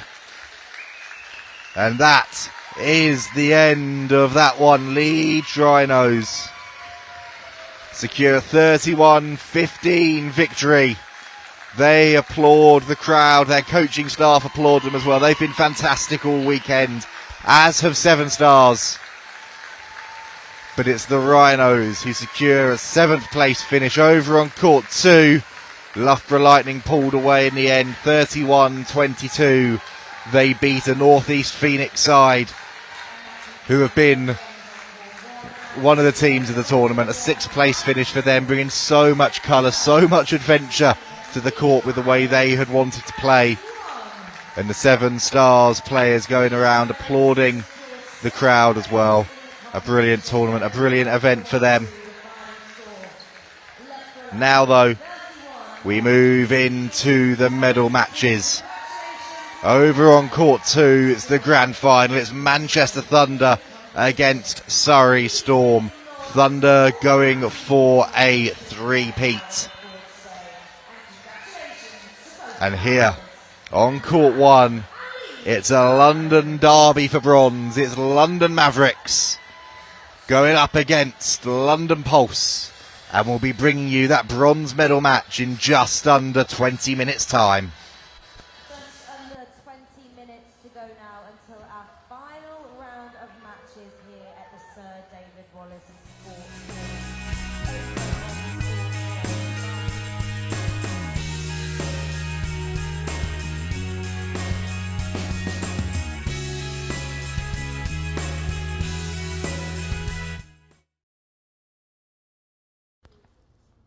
Hi guys, it's Abby here. Hope all is going well at the National School Games and you're all enjoying it. I sadly won't be there this year, and this will be the first time I've missed it since 2016. I competed all the way from 2016 to 2021, and then I even came back as a coach. And during my time at the National School Games, I won a couple of the medals, which was nice. But the main thing is that you enjoy it. Everything I learned there has massively helped me get to Paris. So hopefully I will see you all soon, and good luck. You've got this. Hello, I'm Ellie Simmons, a retired Paralympic gold medalist swimmer. Went to 4 Paralympics, but before that it all started in my first ever school games back in Glasgow in 2006. It was just incredible. Represented the West Midlands and had the absolute ball and had so much fun and learnt so much as well. Ready for my preparations for my World Championship debut later on in 2006, and then my first Paralympics in Beijing when I was 13 years old in 2008. So just want to wish you all the very best of luck at these school games. Soak it all in, learn so much as well, ask lots of questions and go out there and give it everything you've got. And the most important thing as well is to have fun. So wishing you the very best of luck. Hello everyone, my name's Jack Carlin. I'm a 4-time Olympic medalist, and I am just freshly back from Paris Olympics, where I managed to get myself a silver and a bronze in the team sprint and the sprint. I'm a sprinter, and that's been what I've been doing for the last 10 years. However, I did start off my career as a road cyclist, and I myself was at the 2013 school games representing Scotland as a region, and yeah, it was a great time, and it's something that kick-started my career at a national level. So I just want to wish you all a massive good luck, and I hope that you all stay safe and you have a great weekend. Cheers guys.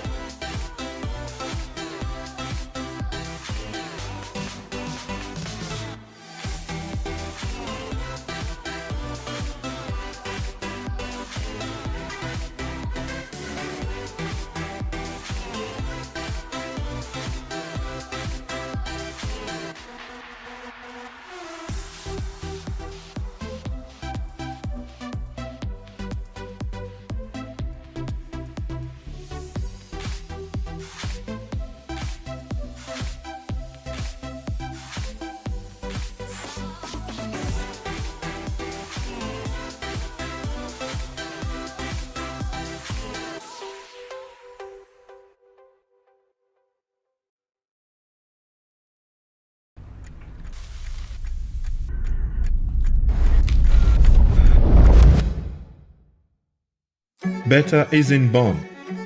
It's earned. Dreamed. Imagined. Yearned. Embrace the insecurity and doubt. Break in. Break through. Break out.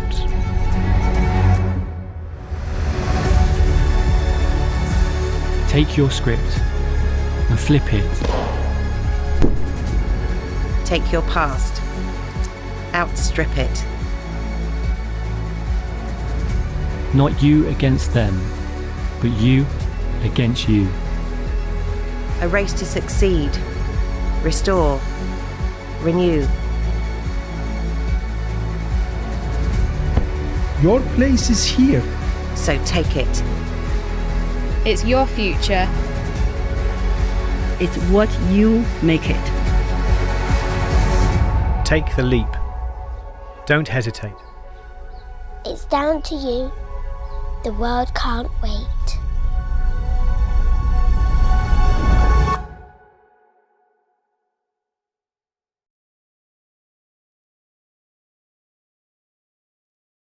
Hello, I'm Ali Oliver, Chief Executive of the Youth Sport Trust, and we're here to talk about the importance of empowering young people and elevating their voices. Okay, sorry, that's enough. Thanks, Ali. Hi, my name is Abhishna, and I am the chair of the Youth Sport Trust Youth Board, and this summer we're taking over. So we can let you know how we feel about access to sport and play in the UK. Stay tuned and keep an eye on our social channels, as over the next few weeks we'll be sharing our thoughts on what needs to change so that every young person can find a place to belong in sport.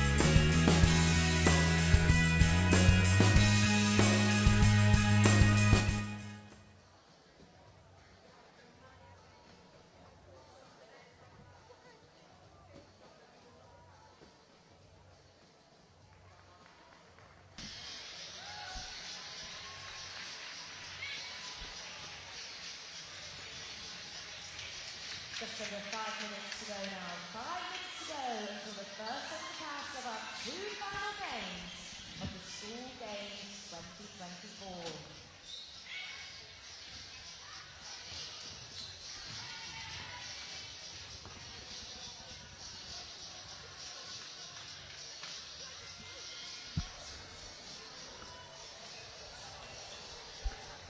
Well, 4 minutes to go then until we get underway in our final 2 games of the netball here at the Sir David Wallace Arena in the 2024 School Games.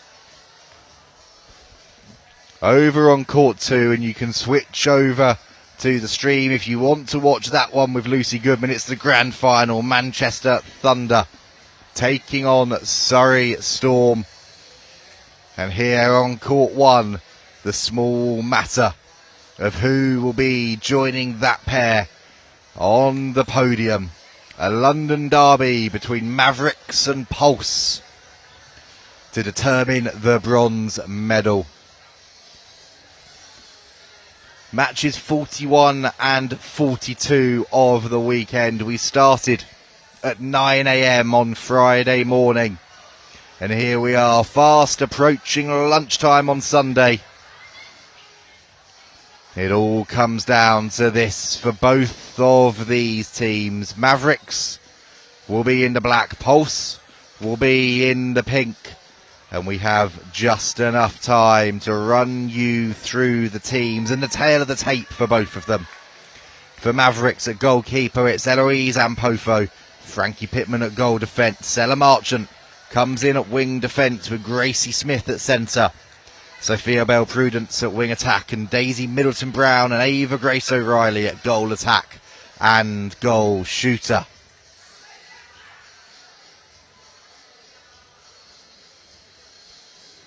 For Pulse, well, it's Christine Kadiri at goalkeeper with Hannah Clifton at goal defence, Ava Patterson wing defence, and Lauren Crossley in at centre. The captain, Kiki Coco Pete at wing attack, Sophie Craig at goal attack, and Deborah Adeyemi at goal shooter. Both of these sides have been exceptional throughout the tournament. Mavericks victories over Scotland and Rhinos to kickstart their Friday before a narrow win over Bath put them in contention to get to this stage. They secured their place in the semi-finals with a 24-17 victory over North East Phoenix before a narrow 8-goal loss to Manchester Thunder in their final group game. Lost out in the semi-final yesterday to Surrey Storm, but they'll be going for bronze now against London Pulse. They lost their opener to Storm, but then they recovered with big victories over Wales, Central Warriors and Loughborough before a victory over Seven Stars put them into the semi-finals. They fought hard, battled well against Manchester Thunder yesterday, eventually losing out in that one. But now ready to play for bronze. Just a short little delay as both teams change ends and the umpires making their way onto court. The battle for bronze.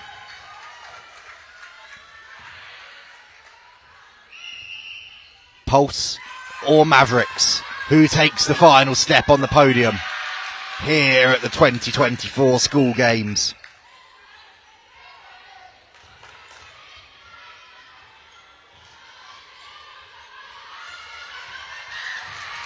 Big ball in to Adeyemi, and she opens the scoring for Pulse.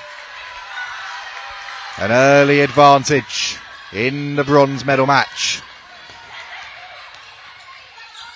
Mavericks looking for opportunities, and Prudence, well, she's been timed out there, and Pulse, the bench already, arms up in the air. Wonderful take from Ava Patterson, and likewise from Pete into Adeyemi. They swing it back out to Crossley, but then the pressure from Mavericks, that gets their crowd into this one, forcing the error.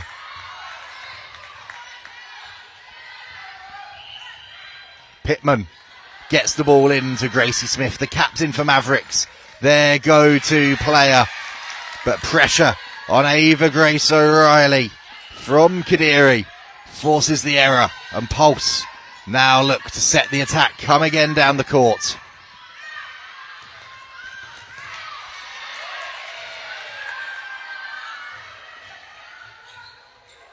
Adeyemi unable to take that one. You can see she's gesturing to her teammate. She wants the ball just a bit further in front of her. And you feel like this is going to be how the match is decided today. It's going to be which one of these sides manages to create the space for Adeyemi or O'Reilly. Both of them exceptional shooters in their own rights. Adeyemi with the height over O'Reilly, but O'Reilly the poise, the movement, the trickery in the shooting circle.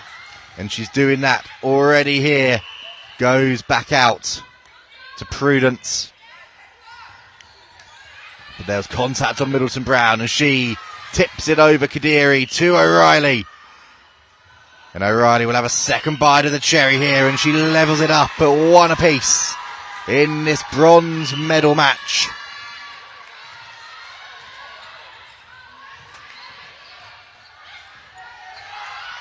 Pulse fighting hard, coming back through, but Gracie Smith with the turnover for her side, the contact on her, and then a huge collision between Ampofo and Adeyemi, and Pulse come away with it.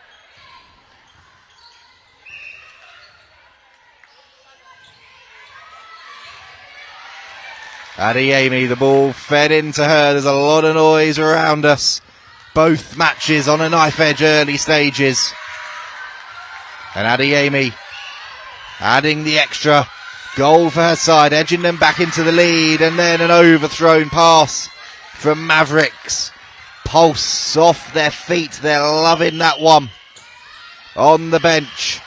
And then Patterson, well, she gets clattered.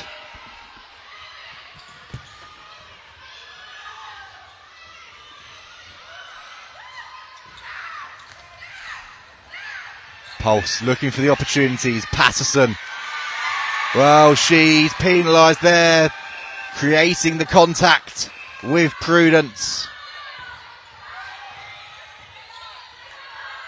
And Pittman steps in, gets the ball out to Smith. And now across to Prudence again. Into Middleton Brown. O'Reilly having to step out of the circle. Smith under a lot of pressure there, does so well to keep her feet out of the shooting circle. And O'Reilly under pressure, but she nails the long bomb. G's up her team, G's up the crowd. And we're 2 apiece in this bronze medal match.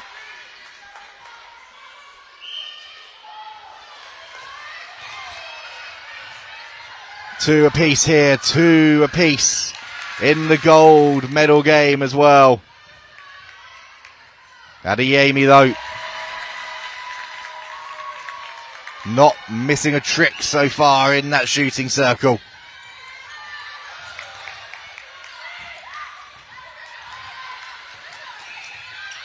O'Reilly looking for the opportunity to get the ball into Middleton Brown.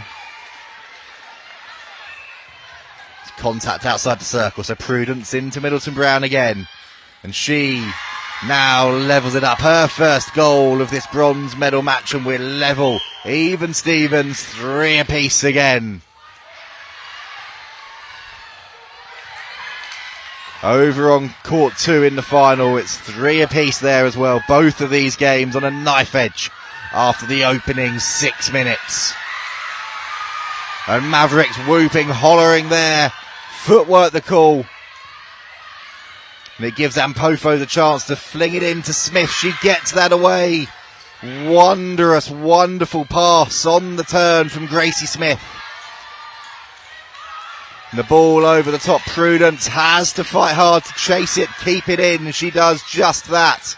Wins it back, finds O'Reilly. She goes out to Smith. Back into O'Reilly. And Middleton Brown wants it. Middleton Brown gets it. Middleton Brown, though, is unable to convert. She will get another chance to set this attack, though, and Smith, looking for the options, finds O'Reilly. But a little bit of a miscommunication in there from Mavericks allows Pulse to break out and break free.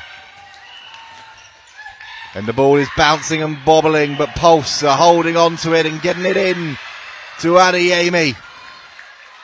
Under pressure from Ampofo, she gets the call from the umpire. But the defensive ends at the moment are dominating this bronze medal match. So much pressure being put on the shooters.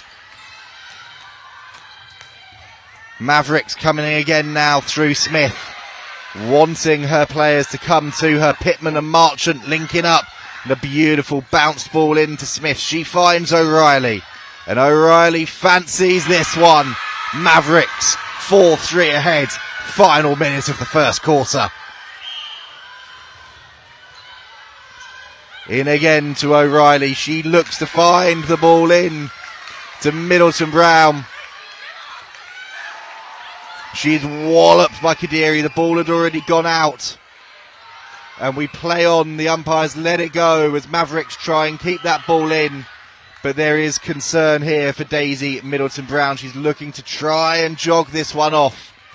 As Ampofo wins that individual battle with Adeyemi to keep the ball alive for her side.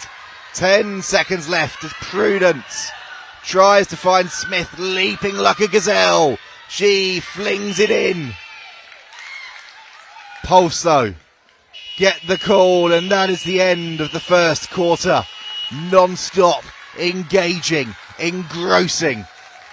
And it's 4-3 to London Mavericks in this bronze medal match. Over on court one, equally as tight over there.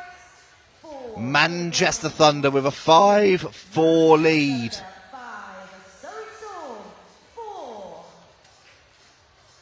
And both of these games so far delivering in spades.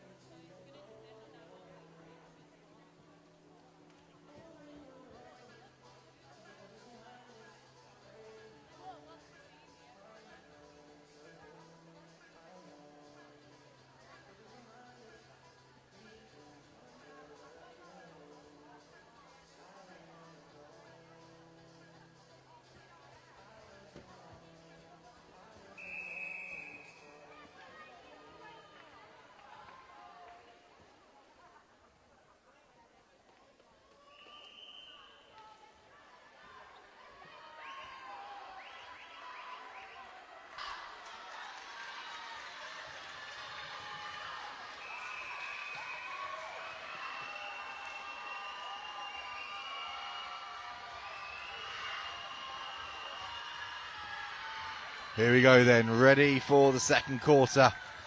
A change for London Pulse. Zara Ferns in that wing attack.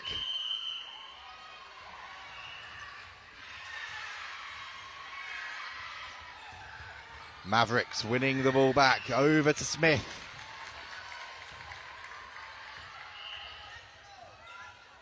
But Pulse get the call, and Kadiri, you can hear her there. Keep it cool, keep it cool. She is shouting to her team, and a change for Mavs as well. Ella Marchant making way for the moment. And Eleanor Goodall coming on into that wing defence bib. 4 apiece here then. Adeyemi levels it up. Prudence. Beautiful ball over the top to Middleton Brown. Mavericks 5, Pulse 4. Nothing in it.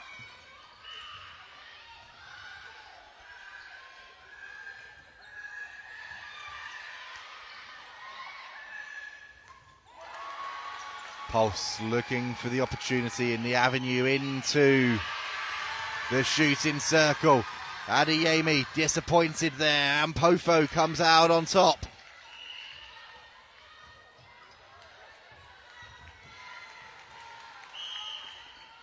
Goodall and Ferns both onto the court for their respective teams. Their first little match up there between the pair of them. And there was a big intervention from Ava Patterson, just putting off Prudence as she went to secure the ball. But Mavericks, they look to come again. It's kept back in play wonderfully by Frankie Pittman. But then Lauren Crossley was there for her side.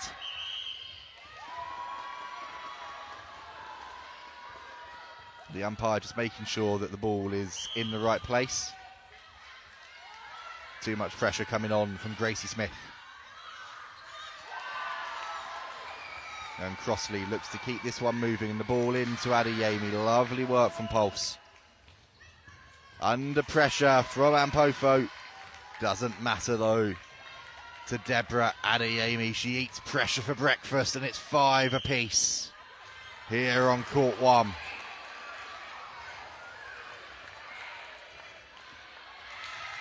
Mavericks look to set it up, but it's Kadiri coming in that time.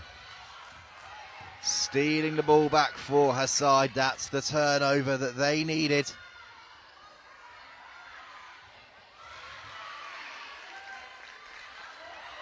The Mavericks are applying the pressure, making Pulse work so hard here. The pressure coming in from Daisy Middleton-Brown.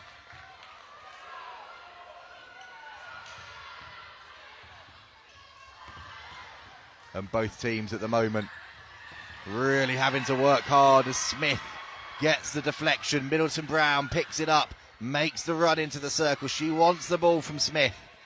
Smith has to go back to Goodall. Gets it in now though to O'Reilly, and O'Reilly under pressure nails another one for her side, and Gracie Smith is geeing up the crowd here on court 1. It looks like there could be a change coming up for Pulse very shortly as well. The coaching staff going through some instructions down there with a couple of players on the bench as Adeyemi ties this one up again at 6 apiece.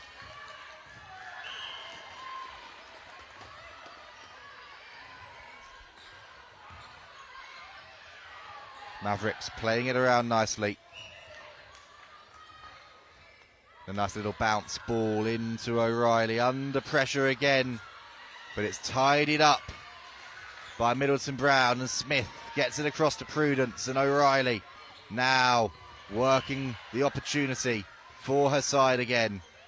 Middleton-Brown into O'Reilly, that one cannons into touch off of Kadiri.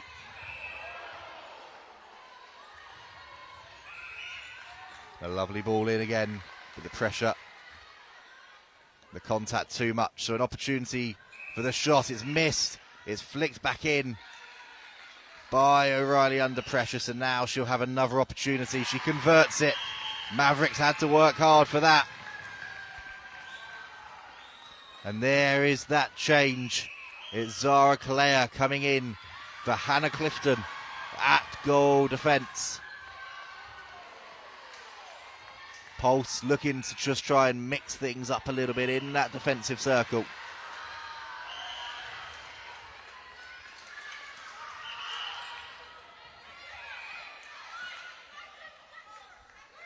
With the pressure coming on, you can hear Ava Patterson down below bellowing instructions to her attackers. She knows where she wants them to go.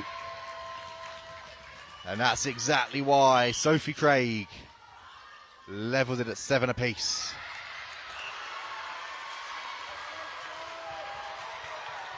Over on court 2, Manchester Thunder now have a 9-7 lead over Surrey Storm. And London Pulse here on court 1 now have the ball. And an opportunity to take the lead themselves here. And Pofo puts the pressure on Adeyemi. Adeyemi, she's gone down, holding her leg. She looks to be in some discomfort. And as a result, she's popped the ball off to her goal attack. Sophie Craig makes no mistake. That's really good to see there from Ampofo. A pat on the back for Adeyemi, an apology. Nothing in it. And Adeyemi, she's under pressure here, but she's now got the ball back in her hands. Again, hands it over to Craig. And Craig, out of nowhere, has edged her side now into a 2-goal lead, 9-7 to Pulse.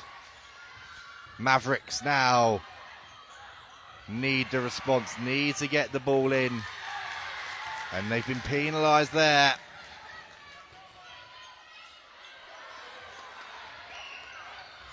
Mavericks lining up a change down below us as well. Lacey Norton looking like she might be entering into the fray soon.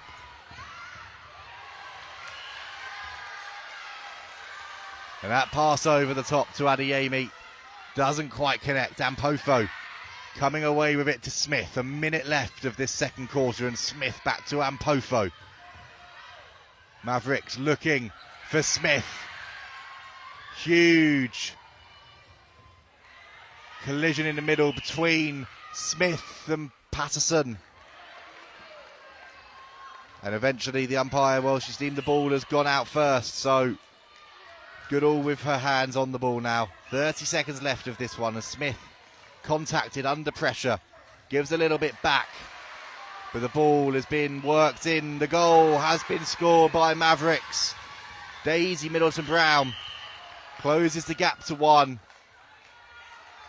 And that's her last act for the moment. She is replaced by Lacey Norton. Brilliant touch coming in from Prudence. Gets the ball back for her side. There's 9 seconds left for Mavericks. They need a big pass in. They're not going to get it though at the end of the second quarter. And that is the break. Pulse 9, Mavericks 8. Game ebbing and flowing. And this bronze medal match is living up to the hype. Over on court 1, right at the end of the second quarter there as well. And that one equally as close. Manchester Thunder 11, Surrey Storm 10.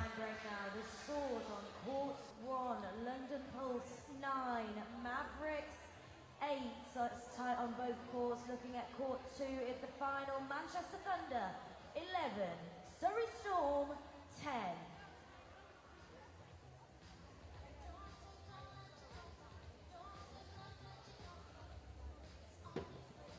Four minutes for the halftime break, and it's a great time to remind you guys that the School Games National Finals is made possible thanks to funding from Sport England and players of the National Lottery. Also, big thanks to the Department for Digital Culture, Media and Sport, and the Department of Health and Social Care too. Without the help of those, plus the Youth Sport Trust and Loughborough University, of course, these games would not be possible.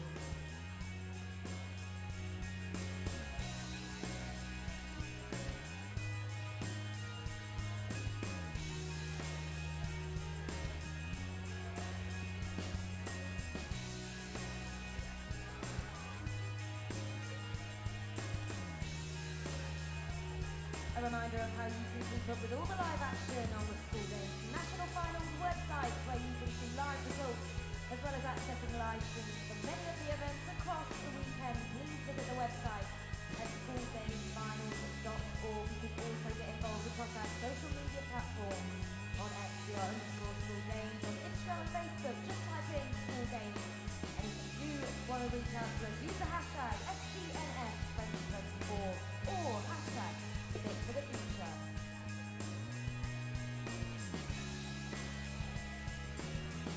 Just under 2 minutes to go now before our third quarter commences in the final 2 games here in the Netball tournament for the 2024 School Games. So, people in the Sir David Wallace portal, let's make some noise. If you are here supporting London Pulse, let me hear you. If you are here supporting Mavericks, make some noise! And in our grand final, if you are here supporting Manchester Thunder, make some noise! Last but not least, if you're here for Surrey Storm, let's hear you!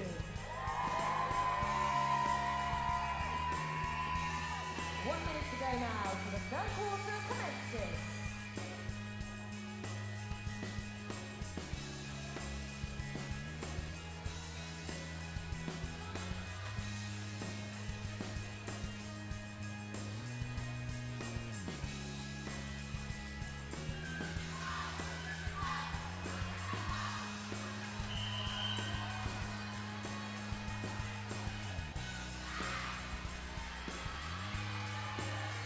Well then, both teams coming back out after that half-time break. No changes for Mavericks. Doesn't look like there's been any changes for Pulse. 1 goal in it. The team in pink with the narrow advantage, looking to secure bronze, and they've got the early intercept there. Wonderful hands from Sophie Craig.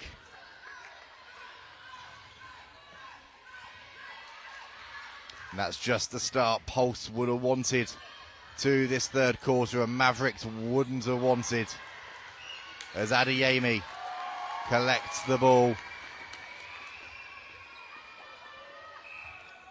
And back out now to Sophie Craig, lines it up, edges her side, 2 ahead. And they will now have the centre pass, the opportunity to extend this advantage further. Adeyemi and Ampofo, a huge battle in the air, but Adeyemi wins out. Tees it up to Craig, and Pulse go 3 ahead, the first time that one of these two sides has opened up a cushion bigger than 2. And that pass slightly misplaced. Smith thinking it came off a Pulse hand. But it doesn't matter because Prudence has won it back immediately for her side. Gets it out to Norton. And Prudence again bounces it into Smith. Finds O'Reilly, and O'Reilly hits the deck under pressure from Kadiri. And Norton then with the shooting opportunity. Nails it, and her side are back within 2.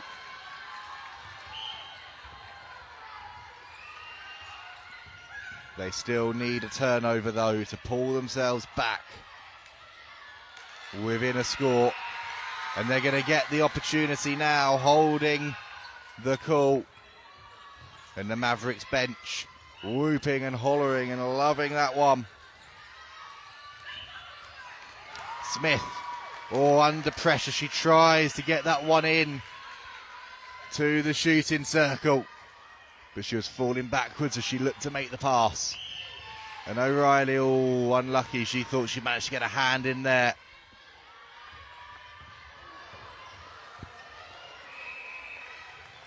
Patterson to Kadiri. Intercepted though by Mavericks, and Prudence looks to get it away again to Norton. Norton bounces it in. Patterson offside, so O'Reilly gets the ball, has the chance, and she'll get another one as well. Too much pressure coming in on her from Kadiri. And the gap back down to 1. Mavericks centre pass, Prudence back to Smith. Smith looking over the top to O'Reilly, but she's called for holding.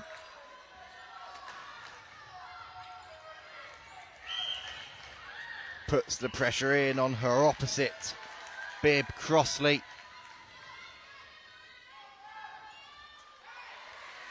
And too much pressure for the umpire's liking. So Pulse coming again now. Looking to extend their advantage. Back out again. They go back to Kadiri. Kaleha onto the course at goal defence, and the ball in to Adeyemi.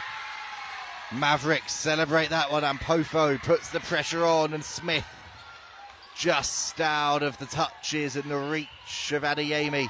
And here come Mavericks again now, looking to try and level this one up. And Sophie Craig thought she'd managed to do enough. But Goodall and Pittman now. And Smith back in to Prudence. Prudence tries to find a pass in, but Kadiri again does enough. Edge of your seat stuff here, nip and tuck between both teams. And Mavericks, well, they thought they'd done enough there to get the ball back off of Adeyemi. But in the end, it's Craig who adds the goal. 2 ahead now, London Pulse. Over in the final, locked in a battle royale, 13 apiece, Manchester Thunder and Surrey Storm. 3 minutes left of this one, and Pulse now looking for their goal shooter, Adeyemi. They find her, and she extends the lead back to 3. Smith to Norton. Back into Smith eventually, and O'Reilly. Smith wants it. Patterson gets herself in there, puts her body across Smith though. Creates the contact, and Norton goes back to Smith, and Smith finds O'Reilly. O'Reilly happy with that shooting opportunity for herself, nails it, cuts the gap again.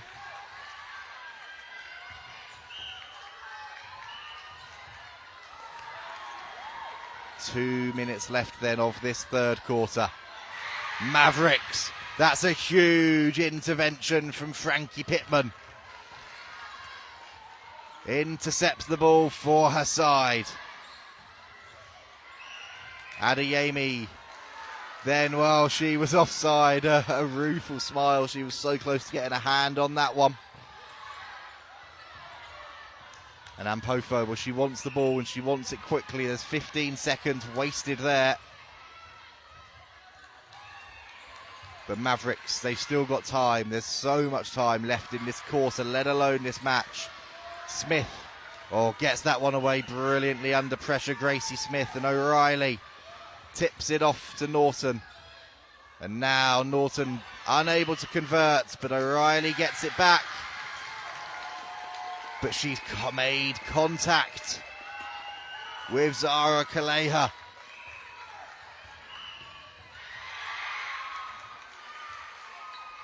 Pressure again from the defensive ends, though, is forcing little handling errors from both of these teams. Ampofo affecting the turnover there for her side, and Prudence to Norton. Norton to Smith, and Smith loops that over the top to O'Reilly. Worked the shooting opportunity, finds the shooting opportunity, and Mavericks back within 1 with less than a minute to go. A change at wing attack as well for London Pulse. Mavericks with the centre, needing to get the ball away.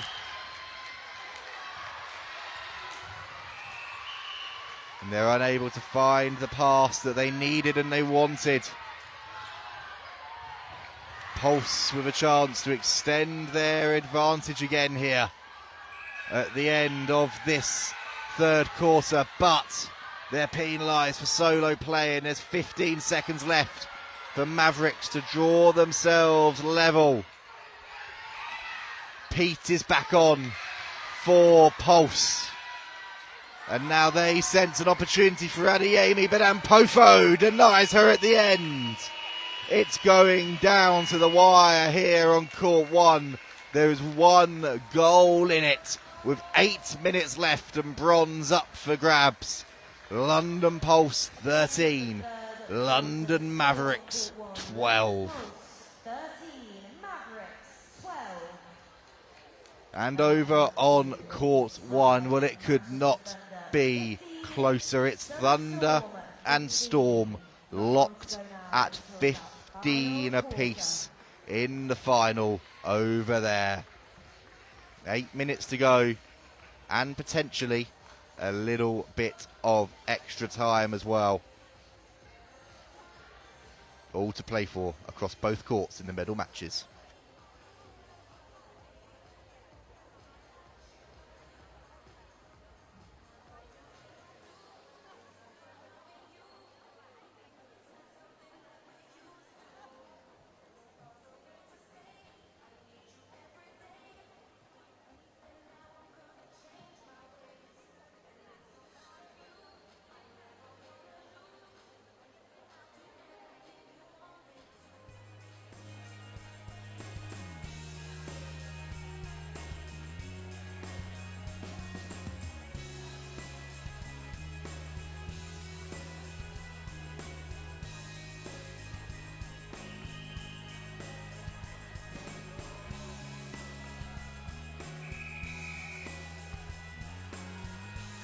No changes then for London Mavericks.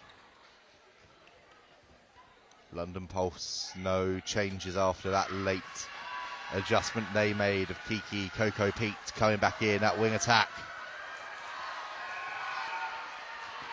And they leave Mavericks just waiting out on court for an extra second or two.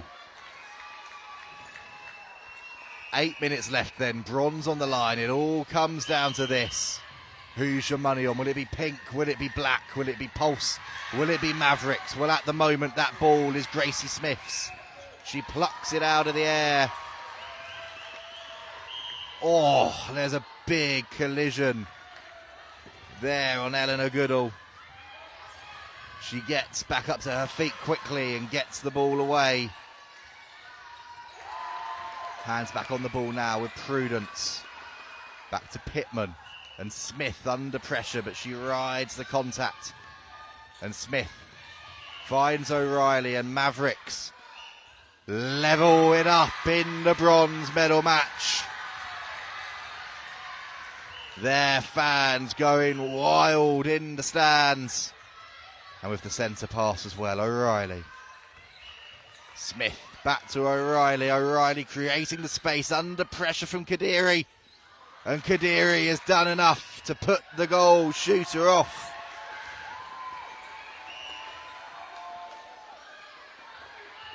Christine Kadiri having a game for the ages at goalkeeper for London Pulse. And down the other end now, Adeyemi puts her side back ahead by one.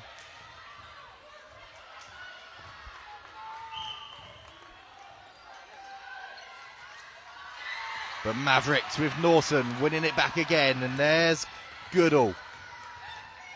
Has to go back to Pittman. Pittman finds Goodall again. And Smith under pressure, but the ball is going to come back on her team's side.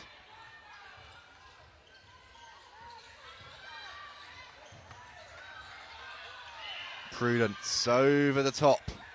Norton has to scurry for it, but manages to collect it, and O'Reilly. Clever work there from Ava Grace O'Reilly, screening the ball, creating the opportunity, levelling it up again. And Mavericks now with the centre pass. Lovely work from Prudence, just making Patterson overcommit, and Norton under pressure there.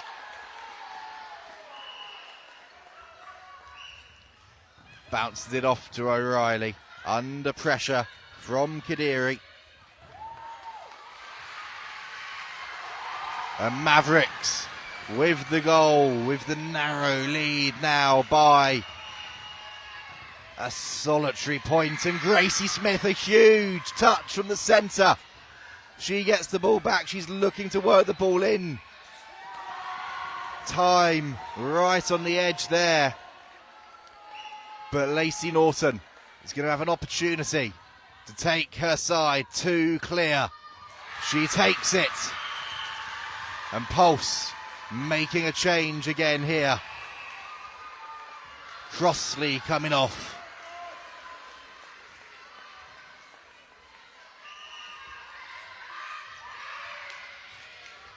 Mavericks with the ball now, and Smith starting to come to life in this bronze medal match. Gets the ball into O'Reilly, to Prudence again.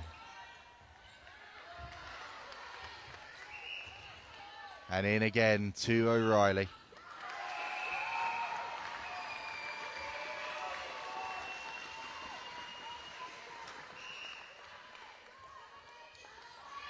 And a goal again for Mavericks. They go 3 clear. Zara Ferns on at centre for Pulse. And they're going to have an opportunity just to close the gap slightly here. Oh, how well did Gracie Smith do there to come in and steal that one. But she's come through the back of her opposite bib. And Pulse, well, they did have an opportunity. But Mavericks have come back with it again. It's Ampofo to Smith. The pass doesn't connect, but they'll have another opportunity. Over on court 1. It's a 3-goal game. And on court 2, Surrey Storm have extended their lead to 6 over Manchester Thunder in the final. Mavericks looking to extend their advantage as well. And time called with the ball bouncing and bobbling away.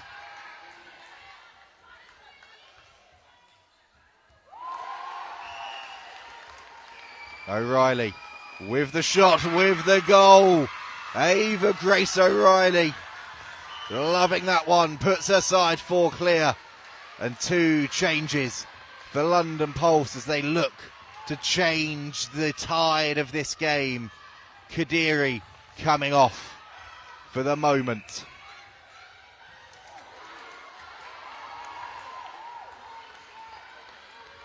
Kaleha goes to goalkeeper. Hannah Clifton comes in at goal defence, and Mavericks have got the ball in again to Ava Grace O'Reilly. She shoots, she scores again, and the crowd are loving it here on court 1. Saracens Mavericks, now London Mavericks, but they're 5 to the good at the moment. London Pulse, what have you got left in the tank? And Pofo with the turnover, the intercept, and here come Mavericks again. This is their charge towards the bronze. The ball into Norton, the contact on Norton. But after she'd lost the ball, and now London Pulse, this is your opportunity to fight back here with 2 minutes left of this game.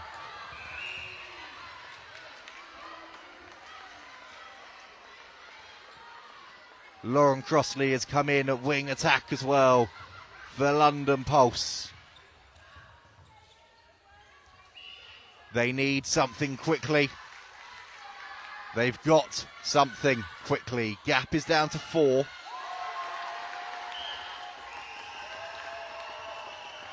But Mavericks are in control of this one at the moment. Not much of a difference between the 2 sides. But they're trying to see this one through with Smith, and a lovely ball over the top to Norton. And Ampofo, arms aloft, celebrating that one. Norton is going to have the shooting opportunity. But it's come back in the hands of Pulse, and now they fly down the court. Patterson, though, just rushes that final pass. And we're into the final minute now. Time is Maverick's friend. It's Pulse's enemy. And Ampofo, well, that one was cannoned into her, and there's a warning for Adeyemi for cannoning that ball into Ampofo. And there is the Mavericks goalkeeper, Gracie Smith. The ball to Prudence and O'Reilly. Mavericks into Norton, 30 seconds left. The goal that surely seals the bronze now for London Mavericks. Smith is orchestrating her team. 20 seconds left of this one. Surely now too much to do for Pulse. They get the ball in, they're going to have the shooting opportunity. They nail it, they cut the gap, but there are just 10 seconds left and Mavericks can see the finish line, smell the bronze, and there is the whistle. London Mavericks are your bronze medalists here at the School Games 2024. They fought back from a deficit at the break. They turned over ball when they needed to the most. And with Gracie Smith in the centre and Ava Grace O'Reilly doing the job in the shooting circle, it's London Mavericks who secure that final step on the podium here at the School Games. Heartbreak for London Pulse after what has been an incredible weekend for them. Ava Patterson looks understandably deflated down there, but she's applauded their fans and they should applaud her back. Her and her team have been incredible all weekend. Christine Kadiri, well, she wasn't on the court at the end, the goalkeeper, but her performance in that bronze medal match, one for the ages at goalkeeper. Eloise Ampofo for Mavericks as well, similarly doing the business alongside Frankie Pittman, Eleanor Goodall. Well, what an end to the netball here at the School Games.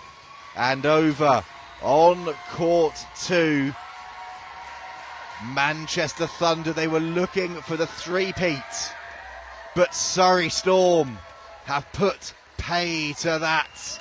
A 23-19 victory for the Duck Egg Blue has secured the School Games title. And there is your podium. It's going to be London Mavericks in bronze, Manchester Thunder in silver, and Surrey Storm are going to take the gold. The presentations of the player of the tournament, the medal ceremony as well, will be taking place over on court 2. So if you do want to watch that ceremony, please do switch over and watch that one. I'm going to be hot-footing it along to join Lucy to go through the presentations with you and to reflect on what has been an incredible 3 days of netball.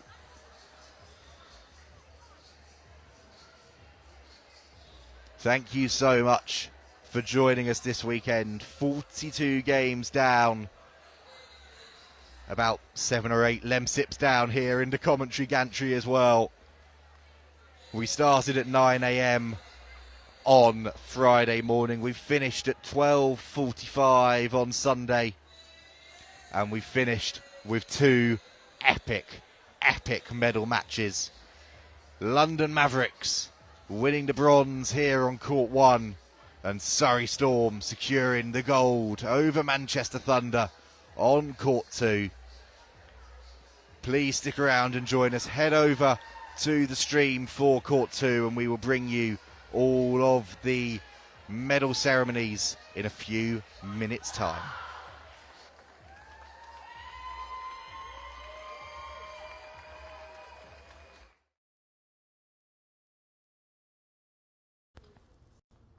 Hi guys, it's Abby here. Hope all is going well at the National School Games and you're all enjoying it. I sadly won't be there this year, and this will be the first time I've missed it since 2016. I competed all the way from 2016 to 2021, and then I even came back as a coach. And during my time at the National School Games, I won a couple of the medals, which was nice. But the main thing is that you enjoy it. Everything I learned there has massively helped me get to Paris. So hopefully I will see you all soon, and good luck. You've got this. Hello, I'm Ellie Simmons, a retired Paralympic gold medalist swimmer. went to 4 Paralympics, but before that it all started in my first ever school games back in Glasgow in 2006. It was just incredible, represented the West Midlands and had the absolute ball and had so much fun and learnt so much as well, ready for my preparations for my World Championship debut later on in 2006, and then my first Paralympics in Beijing when I was 13 years old in 2008. So just want to wish you all the very best of luck at these school games. Soak it all in, learn so much as well, ask lots of questions and go out there and give it everything you've got. And the most important thing as well is to have fun. So wishing you the very